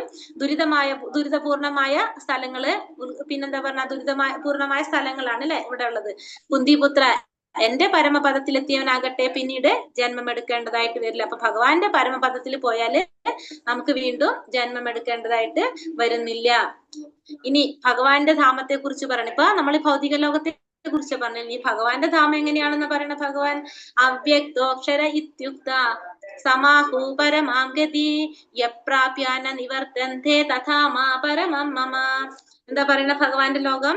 വേദാന്തികൾ അവ്യക്തമെന്നും അക്ഷയമെന്നും വിശേഷിപ്പിക്കുന്നതും പരമമായ പ്രാപ്യസ്ഥാനം എന്നറിയപ്പെടുന്നതും ഒരിക്കൽ എത്തിച്ചേർന്നാൽ പിന്നെ മടങ്ങി വരേണ്ടതില്ലാത്തതുമാണ് എന്റെ ധാമം. ഇപ്പൊ ഭഗവാന്റെ ധാമം എങ്ങനെയാണ്? വേദാന്തികൾ അതിനെന്തെന്ന വിശേഷിപ്പിക്കുന്നത്? അവ്യക്തമാണ്, അക്ഷരമെന്ന്, അക്ഷയമാണ്, നശിക്കാത്തതാണ് ഒരിക്കലും അല്ലെ, അവ്യക്തമാണ്, വ്യക്തമല്ലാത്തതാണെന്നാണ് വേദാന്തികൾ വിശേഷിപ്പിക്കുന്നത് അതിന്. പിന്നെ പരമമായ പ്രാപ്യസ്ഥാനം എന്നറിയപ്പെടുന്നത്, ഏറ്റവും പരമമായ പ്രാപ്യസ്ഥാനമാണ് എന്ത്? ഭഗവാന്റെ ധാമം. ഏറ്റവും ടോപ്പിലാണ് എന്ത് നിൽക്കുന്നത്? ഭഗവാന്റെ ധാമം. നമ്മൾ ഭൗതിക ലോകം കഴിഞ്ഞ് വൈകുണ്ഠ ലോകങ്ങൾ കഴിഞ്ഞ് അതിന്റെ മുകളിലാണ് എന്ത്? ഭഗവാന്റെ ധാമം. നമ്മൾ 3 കണ്ടില്ലേ? ആ 3 ഫസ്റ്റ് ആ താമര ദളങ്ങള്, താമര ഇതള് പോലെ ഉള്ള ആ ഒരു ഇതാണ് എന്ത്? ഭഗവാന്റെ ധാമം. നമ്മൾ പറഞ്ഞ ഗോലോക വൃന്ദാവനം. അതിന്റെ അടിയില് ആ ബ്ലൂ കളറില് നമ്മൾ കണ്ട ചെറിയ ചെറിയ മഞ്ഞ കണ്ടിട്ടുണ്ടോ? ശ്രദ്ധിച്ചിട്ടുണ്ടെങ്കിൽ അതാണ് വൈകുണ്ഠ ലോകങ്ങള്. അതിന്റെ താഴെയാണ് നമ്മളെ ഭൂലോകം വരുന്നത്, നമ്മളെ ഭൗതിക പ്രപഞ്ചം വരുന്നത്. അപ്പൊ ഈ 3 ഏറ്റവും ടോപ്പിലാണ് എന്ത്? ഭഗവാന്റെ ലോകം. അപ്പൊ വേദാന്തികൾ അവ്യക്തമെന്നും അക്ഷയമെന്നും വിശേഷിപ്പിക്കുന്നതും പരമമായ പ്രാപ്യസ്ഥാനം എന്നറിയപ്പെടുന്നതും ഒരിക്കൽ എത്തിച്ചേർന്നാൽ പിന്നെ മടങ്ങി വരേണ്ടതില്ലാത്തതുമാണ് ഭഗവാന്റെ ധാമം. ചിന്താമണി ധാമം എന്താണ് പറയുന്നത്? ചിന്താമണി ധാമം സർവ്വ അഭിലാഷങ്ങളും നിറവേറ്റുന്നതാണ്. ഭഗവാന്റെ ധാമത്തിന്റെ പ്രത്യേകത എന്താണ്? സർവ്വ അഭിലാഷങ്ങളും നിറവേറ്റാൻ സാധിക്കുന്നതാണ് ചിന്താമണി ധാമത്തിൽ പോയി കഴിഞ്ഞാൽ. നമ്മൾ അവിടെ ചെന്ന നമ്മുടെ അഭിലാഷങ്ങൾ എന്തായിരിക്കും? ഭഗവാനെ സേവിക്കുക. വേറെ ഒന്നും നമുക്കില്ല ചിന്ത അല്ലെ. കാരണം നമ്മളെല്ലാതും വിട്ട് നമ്മള് ഫുള്ള് പരിശുദ്ധി ആകുമ്പോൾ നമുക്ക് അങ്ങോട്ട് പോകാൻ സാധിക്കുന്നത്. അവിടെ ചെന്നാൽ നമുക്ക് വേറെ ഭൗതികമായിട്ടുള്ള ആഗ്രഹങ്ങളൊന്നുമില്ല. നമ്മൾ ഫുൾ എങ്ങനെയായിരിക്കും? ആത്മീയമായിട്ടായിരിക്കും. അപ്പൊ നമ്മുടെ ആഗ്രഹങ്ങളും അങ്ങനെയായിരിക്കും. അപ്പൊ സർവ്വ അഭിലാഷങ്ങളും നടക്കുന്നതാണ് എവിടെ? ചിന്താമണി ധാമത്തില്. ഭഗവാന്റെ ധാമത്തില് പോയി കഴിഞ്ഞാൽ അവിടെ എന്താണ്? അവ്യക്തമെന്നും അക്ഷയമെന്നും വിശേഷിപ്പിക്കുന്ന പരമമായ പ്രാപ്യസ്ഥാനം എന്നറിയപ്പെടുന്നതും ഒരിക്കൽ എത്തിച്ചേർന്നാൽ പിന്നെ മടങ്ങി വരേണ്ടതില്ലാത്തതുമാണ് ഭഗവാന്റെ പരമമായ ധാമം. വേദേഷു യജ്ഞേഷു തപസ്സു ചൈവ ദാനേഷു നിത്യത് പുണ്യ ഫലം പ്രതിഷ്ഠം അത്യേതി തത്സർവമിദം വിധിത്വാ യോഗി പരം സ്ഥാനമുപൈതി ചാദ്യം. ഭക്തിമാർഗം സ്വീകരിച്ചത് കൊണ്ട് വേദപഠനം, യജ്ഞാചരണം, ദാനം, കാമ്യകർമ്മങ്ങൾ എന്നിവയാൽ നേടാവുന്ന പുണ്യങ്ങളൊന്നും മനുഷ്യന് നഷ്ടപ്പെടുന്നില്ല. ഈ ഭക്തിമാർഗം സ്വീകരിച്ചത് കൊണ്ട് നമുക്ക് എന്തൊന്നും നഷ്ടപ്പെടുന്നില്ല എന്നാ പറയുന്നത്? വേദപഠനം നടത്തുന്നത് കൊണ്ടോ, യജ്ഞാചരണം ചെയ്യുന്നത് കൊണ്ടോ, ദാനം, കാമ്യകർമ്മങ്ങള് എന്നിവയാൽ പുണ്യങ്ങളൊന്നും നമുക്ക് നഷ്ടപ്പെടുന്നില്ല. കാരണം ഇതൊക്കെ ചെയ്താലും, ഭക്തിമാർഗം സ്വീകരിച്ചു എന്ന് പറഞ്ഞാലും ഇപ്പൊ നമ്മൾ വേദപഠനത്തിന്റെയും യജ്ഞാചരണത്തിന്റെയും ദാനം ചെയ്യുന്നതും കാമ്യകർമ്മങ്ങൾ ചെയ്യുന്നതിന്റെ ഒക്കെ ഉദ്ദേശം എന്താണ്? എല്ലാതും നമുക്ക് ഭഗവാനിൽ എത്തിക്കാൻ, അല്ലെങ്കിൽ നമുക്ക് പുണ്യം നേടാൻ വേണ്ടിയിട്ടാണ് നമ്മൾ ചെയ്യുന്നത്. നമുക്ക് പുണ്യഫലങ്ങൾ അനുഭവിക്കാൻ വേണ്ടി, അല്ലെങ്കിൽ ഭഗവാനെ കുറിച്ച് അറിയാൻ വേണ്ടിയിട്ടാണ് നമ്മൾ ഇതൊക്കെ ചെയ്യുന്നത്. അപ്പൊ ഭക്തിമാർഗം സ്വീകരിച്ചത് കൊണ്ട് ഈ ചെയ്യുന്നതിന്റെ ഫലം നമുക്ക് നഷ്ടപ്പെടുന്നില്ല. എന്താണ്? ഭഗവത് സേവനം കൊണ്ട് തന്നെ മേൽപ്പറഞ്ഞ പുണ്യങ്ങളെല്ലാം ഭക്തന് ലഭിക്കുന്നു. അപ്പോ ഈ 4 കാര്യങ്ങൾക്ക് ഈക്വൽ ടു എന്താണ്? ഭഗവത് സേവനമാണ്. നമുക്ക് വേദപഠനം ചെയ്യുന്നതോ യജ്ഞാചരണം ചെയ്യേ, ദാനം കൊടുക്കുക, കാമ്യകർമ്മങ്ങൾ ചെയ്യേണ്ട ആവശ്യമില്ല. ഈക്വൽ എന്താണ്? ഭഗവാന്റെ സേവനം ചെയ്യുക. അപ്പൊ ഭഗവാന്റെ സേവനം ചെയ്താൽ തന്നെ നമ്മൾ ഈ 4 കാര്യങ്ങൾ ചെയ്യുന്നതിന്റെ ഫലം നമുക്ക് ലഭിക്കുന്നു. കൂടാതെ അവസാനം വേറെ എന്തൊരു കൂടി ഉണ്ട്? അവസാനം പരമമായിട്ടുള്ള ഭഗവാന്റെ ധാമത്തിലേക്ക്, സനാതനമായ ഭഗവാന്റെ ധാമത്തിലേക്ക് പോകാനായിട്ടും സാധിക്കും. അപ്പൊ നമ്മള് കാമ്യകർമ്മങ്ങൾ ചെയ്താലും വേദപഠനം ചെയ്താലും യജ്ഞം ദാനം ഒക്കെ ചെയ്താൽ നമുക്ക് എന്താണ്? പുണ്യഫലങ്ങളാണ് കിട്ടുന്നത്. പക്ഷെ ഭഗവത് സേവനം ചെയ്തു കഴിഞ്ഞാൽ ഈ 4 കാര്യങ്ങൾ ചെയ്യുന്നതിന്റെ ഫലവും കിട്ടും. കൂടാതെ നമുക്ക് എന്ത് ചെയ്യാം? ഭഗവാന്റെ ധാമത്തിലേക്ക് പോകാനും സാധിക്കും. ഭഗവത് സേവനത്തിൽ മുഴുകിക്കൊണ്ട് ഒറ്റയടിക്ക് തന്നെ 4 ആശ്രമ വ്യവസ്ഥകളിലെ കർക്കശവ്രതങ്ങളെയും പിന്നിട്ട് കളയാമെന്നത്രേ കൃഷ്ണാവബോധത്തിന്റെ മനോഹാരിത. അപ്പൊ കൃഷ്ണാവബോധത്തിന്റെ മനോഹാരിത എന്ന് പറഞ്ഞത് എന്താണ്? ഭഗവാന്റെ സേവനം ചെയ്താൽ മാത്രം മതി. അത് ചെയ്തു കഴിഞ്ഞാല് നമ്മൾ ഈ പറഞ്ഞ 4 ആശ്രമ വ്യവസ്ഥകളിൽ 4 വർണ്ണങ്ങളും ആശ്രമങ്ങളും ഇതിന്റെയൊക്കെ വ്യവസ്ഥകളില് ഈ പറഞ്ഞ കർക്കശ വ്രതങ്ങളൊക്കെ നമുക്ക് പിന്നിട്ട് കളയാൻ സാധിക്കും. പിന്നെ ഇതിന്റെ ഒന്നും ആവശ്യമില്ല, നമുക്ക് കൃഷ്ണാവബോധം മാത്രം മതി. അതാണ് ഇതിന്റെ ഏറ്റവും വലിയ പ്രത്യേകത. ഭക്തനുമായുള്ള സഹവാസം തുടർന്നു പോകുമ്പോൾ ഭഗവത് സേവനത്തിന് അവസരമായി. അപ്പൊ നമ്മൾ ഭക്തന്മാരുമായിട്ടുള്ള സഹവാസം തുടർന്നു പോകണമെങ്കിൽ നമുക്ക് എന്ത് ചെയ്യാൻ സാധിക്കും?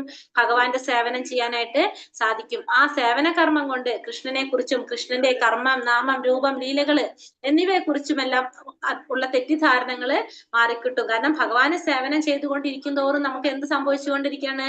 നമ്മൾ പരിശുദ്ധരായിക്കൊണ്ടിരിക്കും. നമ്മുടെ ഇന്ദ്രിയങ്ങൾക്ക് പരിശുദ്ധി കിട്ടിക്കൊണ്ടിരിക്കും. അപ്പൊ നമുക്ക് ഭഗവാനെ കുറിച്ചുള്ള തെറ്റിദ്ധാരണകളൊക്കെ നമ്മള് മാറിക്കിട്ടും. അങ്ങനെ അവയെല്ലാം ഒഴിഞ്ഞു കിട്ടിയാൽ ഭക്തന് പഠനത്തിൽ തികച്ചും മനസ്സുറയ്ക്കാൻ സാധിക്കും. അപ്പൊ ഇതൊക്കെ നമുക്ക് മാറിക്കിട്ടി കഴിഞ്ഞാൽ നമുക്ക് പിന്നെ പഠനത്തില് മനസ്സുറപ്പിക്കാനായിട്ട് സാധിക്കും. ഗീതാ പഠനത്തിൽ ആനന്ദം വളർന്നു വരുമ്പോൾ കൃഷ്ണാവബോധം എപ്പോഴും അനുഭവപ്പെടും. അപ്പോ നമ്മള് ഭഗവത്ഗീത പഠനത്തിൽ നമുക്ക് ആനന്ദം വരുമ്പോ എന്താ സംഭവിക്കുന്നത്? നമുക്ക് സ്വാഭാവികമായിട്ടും അതിനോട് ആനന്ദം വളർന്നു വരുമ്പോ കൃഷ്ണബോധം, നമുക്ക് എപ്പോഴും കൃഷ്ണാവബോധം, ഭഗവാനോടുള്ള നമുക്ക് എപ്പോഴും അനുഭവപ്പെടാനായിട്ട് സാധിക്കും. അതിന്റെ ഉച്ചകോടിയിൽ ഒരാൾക്ക് കൃഷ്ണനിൽ പരമപ്രേമ ഭാവം ഉളവാകുന്നു. അപ്പോ അങ്ങനെ വരുമ്പോ നമുക്ക് എന്ത് വരും? കൃഷ്ണനില് ആ പരമ പ്രേമഭാവം ഉളവാകും. ഇപ്പൊ നമ്മൾ ഏറ്റവും ടോപ്പിൽ നിൽക്കുന്നതാണ് ഇത് പ്രേമഭാവം. ഭഗവാന്റെ ആ പ്രേമഭാവത്തിലേക്ക് നമുക്ക് എത്താനായിട്ട്, ഭഗവാനോടുള്ള ഒരു പ്രേമഭാവത്തിലേക്ക് എത്താനായിട്ട് നമുക്ക് സാധിക്കും. ജീവിതത്തിന്റെ ഈ പരിപൂർണ അവസ്ഥയിലാണ് ആധ്യാത്മിക അന്തരീക്ഷത്തിലുള്ള ഗോലോക വൃന്ദാവനം എന്ന കൃഷ്ണധാമത്തിലേക്ക് ഒരു ഭക്തന് പ്രവേശനം കിട്ടുന്നത്. അപ്പൊ ഒരു ഭക്തന് എപ്പോഴാണ് കൃഷ്ണന്റെ ധാമത്തിലേക്ക് പ്രവേശനം കിട്ടുക? നമ്മള് പ്രേമഭാവത്തിലെത്തുമ്പോ. നമ്മള് ആ ഭാവം ഏതിലേക്ക് എത്തണം? പ്രേമഭാവത്തിലെത്തണം നമ്മള്. ആ പ്രേമഭാവത്തിലെത്തുമ്പോഴാണ് നമുക്ക് എവിടേക്ക് പ്രവേശനം കിട്ടുന്നത്? ഭഗവാന്റെ ധാമത്തിലേക്ക് പ്രവേശനം കിട്ടുന്നത്. അതുവരെ നമുക്ക് കിട്ടുന്നില്ല. നമ്മൾ ആ ഒരു ഭാവത്തിലേക്ക് നമ്മൾ എത്തണം. പ്രേമം എപ്പോഴെത്തണം? നമ്മള് ഫസ്റ്റ് നമുക്ക് എന്താ വേണ്ടത്? അത് നമുക്ക് പറയുന്ന വെച്ചിട്ടുണ്ടെങ്കിൽ ഭക്തി 9 തലങ്ങളാണത്. ഭക്തിയുടെ 9 തലങ്ങളാണ് നമ്മൾ ഈ പറഞ്ഞ ശ്രദ്ധ, സാധുസംഘ, ഭജനക്രിയ, അനർത്ഥ നിവർത്തി, പിന്നെ അതാണ് നിഷ്ഠ, രുചി, ആസക്തി, ഭാവം, പ്രേമം. ഏറ്റവും ലാസ്റ്റ് ആണ് നമുക്ക് എന്ത് വരുന്നത്? പ്രേമം വരുന്നത്. ആ പ്രേമത്തിൽ എത്തുമ്പോഴാണ് നമുക്ക് എവിടേക്ക് എത്താൻ സാധിക്കുന്നത്? ഭഗവാന്റെ ഗോലോക വൃന്ദാവനത്തിലേക്ക്, കൃഷ്ണന്റെ ധാമത്തിലേക്ക് ഭക്തന് പ്രവേശനം കിട്ടുക. അവിടെ എത്തിക്കഴിഞ്ഞാലാണ് നമുക്ക് എന്ത് കിട്ടുന്നത്? ശാശ്വതമായിട്ടുള്ള ആനന്ദം ലഭിക്കുന്നത്. നമ്മൾ ആഗ്രഹിക്കുന്നത് എന്താണ്? ശാശ്വത ആനന്ദമാണ്. അതാണ് സച്ചിദാനന്ദം. സത്ത് ചിത്ത് ആനന്ദം എന്ന് വെച്ചിട്ടുണ്ടെങ്കിൽ ഏറ്റവും ശാശ്വതമായിട്ടുള്ള ഒരു ആനന്ദം. അത് നമുക്ക് ആരിൽ നിന്നാണ് കിട്ടുന്നത്? ഭഗവാനിൽ നിന്നാണ് കിട്ടുന്നത്. സച്ചിദാനന്ദം അത് കിട്ടുന്നത് എവിടെ എത്തുമ്പോഴാണ്? പരമധാമത്തില്, ഭഗവാന്റെ ആ പരമധാമത്തിൽ എത്തുമ്പോഴാണ് നമുക്കത് കിട്ടുന്നത്. ഇനി ഗോപീചന്ദനം അധ്യായം എത്ര ഉള്ളു? നമ്മള് ഗോപീചന്ദനത്തെ കുറിച്ച് പറയാണ്. ഗോപീചന്ദനം എന്നത് ദ്വാരകയിലെ ഒരു മണ്ണാണ്. ദ്വാരകയില് അല്ലെങ്കിൽ വൃന്ദാവനത്തിലൊക്കെ ഉള്ള ഒരു മണ്ണാണ് എന്ത്? ഗോപീചന്ദനം എന്ന് പറയുന്നത്. ഈ ഗോപീചന്ദനം ധരിച്ചാൽ ഭൂതപ്രേത പിശാചുക്കൾ നമ്മളെ സമീപിക്കില്ല. അപ്പൊ ഗോപീചന്ദനം ധരിച്ചു കഴിഞ്ഞാൽ എന്താ ഗുണം? ഭൂതപ്രേത പിശാചുക്കളൊന്നും നമ്മളെ സമീപിക്കില്ല. ഗോപീചന്ദനത്തിന്റെ മഹാത്മ്യം കേൾക്കുന്നയാൾ എല്ലാ കർമ്മബന്ധനങ്ങളിൽ നിന്നും മുക്തനാകും. അപ്പൊ ഈ ഗോപീചന്ദനത്തിന്റെ മഹാത്മ്യം കേട്ടാൽ തന്നെ കർമ്മബന്ധനങ്ങളിൽ നിന്നും മുക്തനാകാനായിട്ട് ഒരു വ്യക്തിക്ക് സാധിക്കും. ഗോപീചന്ദനം ധരിക്കുന്ന ആൾക്ക് ഗംഗാനദിയിൽ സ്നാനം ചെയ്തതിന്റെ ഫലം ലഭിക്കുന്നു. പിന്നെ ഗംഗാനദിയിൽ സ്നാനം ചെയ്താൽ എന്താ ഗുണം? നമ്മളെല്ലാ പാപങ്ങളും ഗംഗാനദിയില് കുളിച്ചു കഴിഞ്ഞാൽ നമ്മൾ ഇല്ലാണ്ടാകും അല്ലെ? അപ്പൊ അതേപോലെ തന്നെ ആ ഗംഗാനദിയിൽ സ്നാനം ചെയ്യുന്നതിന്റെ ഫലം ഗോപീചന്ദനം ധരിക്കുന്നത് കൊണ്ട് ഒരു വ്യക്തിക്ക് ലഭിക്കുകയാണ് ചെയ്യുന്നത്. 1000 അശ്വമേധ യജ്ഞങ്ങൾ ചെയ്തതിന്റെ ഫലം ലഭിക്കും. പിന്നെ ഗോപീചന്ദനം ധരിക്കുന്ന ആളിന്റെ അടുത്തേക്ക് യമരാജൻ വരില്ല. അദ്ദേഹം ഭഗവാന്റെ ധാമത്തിലേക്ക് തിരിച്ചു പോകുന്നു. അപ്പൊ ഗോപീചന്ദനം ധരിച്ചു കഴിഞ്ഞാൽ നമ്മൾ എവിടേക്ക് കൊണ്ടുപോകില്ല? യമലോകത്തേക്ക് കൊണ്ടുപോകില്ല. നമുക്ക് എവിടേക്ക് പോകാൻ സാധിക്കും? ഭഗവാന്റെ ധാമത്തിലേക്ക് പോകാനായിട്ട് സാധിക്കും. ഇത് ഗർഗ സംഹിത 6:15 പറയുന്നതാണ്. ഹരേ കൃഷ്ണ കൃഷ്ണ കൃഷ്ണ ഹരേ ഹരേ, ഹരേ രാമ രാമ രാമ ഹരേ ഹരേ, കൽപതരൂപേശ്ച കൃപാ സിന്ധോഭ്യവച പതിതാനാം പാവനേഭ്യോ വൈഷ്ണവേഭ്യോ നമോ നമ. അനന്ത കോടി വൈഷ്ണവൃന്ദി കി ജയ്. ശ്രീല പ്രഭുപാദ് കി ജയ്. ഗുരുദേവ് കി ജയ്. നിതായ് ഗൗരപ്രമാനന്ദ. ഹരി ഹരി ബോൾ. ഹരേ കൃഷ്ണ. എല്ലാവർക്കും നന്ദി. സോറി, ഇന്ന് കുറെ ബുദ്ധിമുട്ടായി അല്ലേ ക്ലാസ് കട്ടായിട്ട്. ഹരേ ഹരേ കൃഷ്ണ. മാതാജി, ഒരു സംശയമുണ്ട്. ഹരേ കൃഷ്ണ. അതെ മാതാജി, പറഞ്ഞോളൂ മാതാജി. വയ്യാണ്ട് കിടക്കണ ഒരാള്, ബോധവുമില്ല ണ്ട് കിടക്കുന്ന ആൾക്ക് എങ്ങനെയാ ഈ ഭഗവാനെ സ്മരിക്കാൻ സാധിക്കണേ? നമ്മളെ ഉള്ളില് ഭഗവാനെ സ്മരിക്കാനായിട്ട് നമ്മളെ ഉള്ളിലല്ലേ മാതാജി ആ ഒരു അവബോധം വരുന്നത്. നമുക്ക് ഭഗവാൻ നമ്മള് അങ്ങനത്തെ എന്താ പറയാ, നമ്മളത് അവബോധം നമ്മുടെ ഉള്ളിലുണ്ടാവുമല്ലോ. നമുക്ക് അറിയണില്ല എന്നല്ലേ ഉള്ളൂ. നമ്മുടെ ഉള്ളിൽ ആ ഒരു ബോധം ഉണ്ടാവില്ലേ? നമുക്ക് പുറത്തേക്ക് നമുക്ക് അവർക്ക് ബോധമില്ല എന്ന് പറഞ്ഞാൽ ഉള്ളില് നമ്മളെ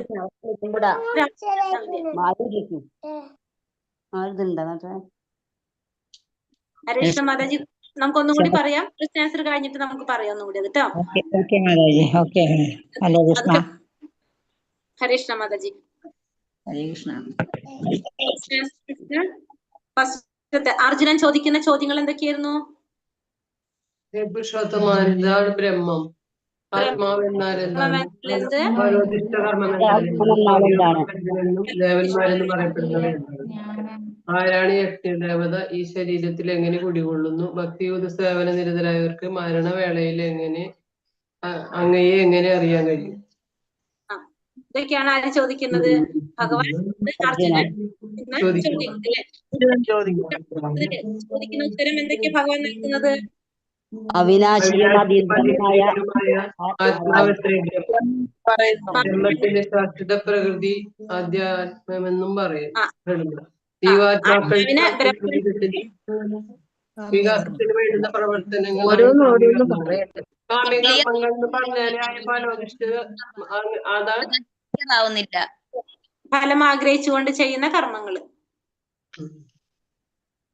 അതായത് നമ്മൾ പറഞ്ഞു എന്താണ് പറഞ്ഞത് ഇരുന്നിട്ട്, ഫസ്റ്റത്തെ ബ്രഹ്മം എന്തിനാണ്? ആത്മാവിനെയാണ് എന്ത് പറയുന്നത്? ബ്രഹ്മം എന്ന് പറഞ്ഞത്. ആ ആത്മാവിന്റെ സ്വഭാവത്തെയാണ്, അല്ലെങ്കിൽ അതിന്റെ ശാശ്വത പ്രകൃതിയാണ് ആധ്യാത്മികം എന്ന് പറയുന്നത്.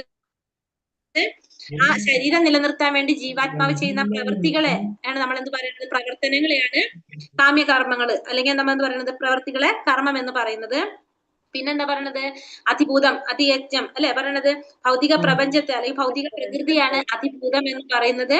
ഭഗവാന്റെ വിരാട് രൂപത്തെ, ഭഗവാന്റെ അല്ലെങ്കിൽ ഉച്ചരൂപത്തെയാണ് അതിദൈവം എന്ന് പറയുന്നത്. പിന്നെന്താണ്? ഭഗവാനെ തന്നെയാണ് എന്ത് പറയുന്നത്? അതിയജ്ഞൻ എന്ന് പറയുന്നത് എന്ന് പറഞ്ഞു. ഇനി 8ാമത്തെ ശ്ലോകത്തിൽ ഭഗവാൻ എന്താ പറഞ്ഞു തരുന്നത്?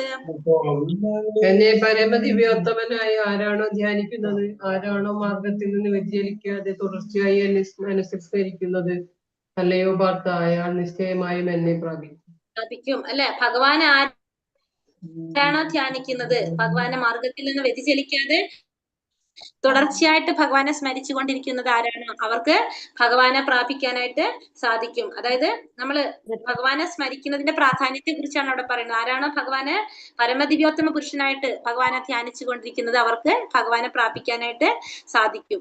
പിന്നെ പരമപുരുഷനെ എങ്ങനെ ധ്യാനിക്കണമെന്നാണ് ഭഗവാൻ 9ാമത്തെ ശ്ലോകത്തിൽ പറഞ്ഞത്? സർവജ്ഞനും ആദിപുരുഷനും സർവനിയന്താവും അണുവിനേക്കാൾ ചെറുതും സകലത്തിന്റെയും പരിപാലകനും ഭൗതികാനുമാനങ്ങൾക്ക് അതീതനും അതിന്റെ രൂപനും ഭൗതിക പ്രകൃതിക്ക് അതീതനും ആദ്യ തേജസ്വിയുമായ വ്യക്തി എന്ന നിലയിലാണ് ഭഗവാനെ ധ്യാനിക്കേണ്ടത്. സർവജ്ഞനാണ്, ആദിപുരുഷനാണ്, സർവനിയന്ത്രനാണ്, അണുവിനേക്കാൾ ചെറുതാണ്, ഭൗതിക അനുമാനങ്ങൾക്ക് അതീതനും നമ്മുടെ ചിന്തകൾക്ക് അപ്പുറത്താണ്, ഭൗതിക പ്രകൃതി അതീതനാണ്, ആദിത്യ തേജസ്വിയാണ്. പിന്നെ അങ്ങനത്തെ ഒരു വ്യക്തി എന്ന നിലയിലാണ് ഇങ്ങനെ ഭഗവാനെ ധ്യാനിക്കേണ്ടത്. ഭഗവാനെ ഒരു വ്യക്തിയായിട്ടാണ് നമ്മളിവിടെ പറയുന്നത്. ഭഗവാൻ എങ്ങനെയാണ്? ശ്യാമസുന്ദര രൂപം അല്ലെ? ആ ഒരു വ്യക്തി രൂപത്തിലാണ് നമ്മള് ഭഗവാനെ ധ്യാനിക്കേണ്ടത്. ഭൗതിക ലോകം എന്താണെന്നാണ് ഭഗവാൻ പറയുന്നത്? ദുഃഖപൂർണവും അസ്ഥിരവുമാണ്. ദുഃഖാലയമാണ്. ഭൗതിക ലോകം എങ്ങനെയുള്ളതാണ്? ദുഃഖാലയമാണ്. ദുഃഖപൂർണവും അസ്ഥിരവും, അതായത് ദുഃഖാലയമാണ് ഭൗതിക ലോകം. ഭഗവാന്റെ ധാമത്തിന്റെ പ്രത്യേകത എന്താണ്?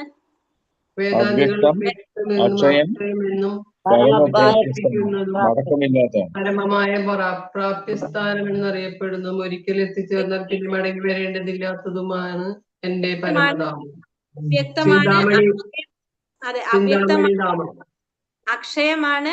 പിന്നെ പരമമായ പ്രാപ്യസ്ഥാനമാണത്.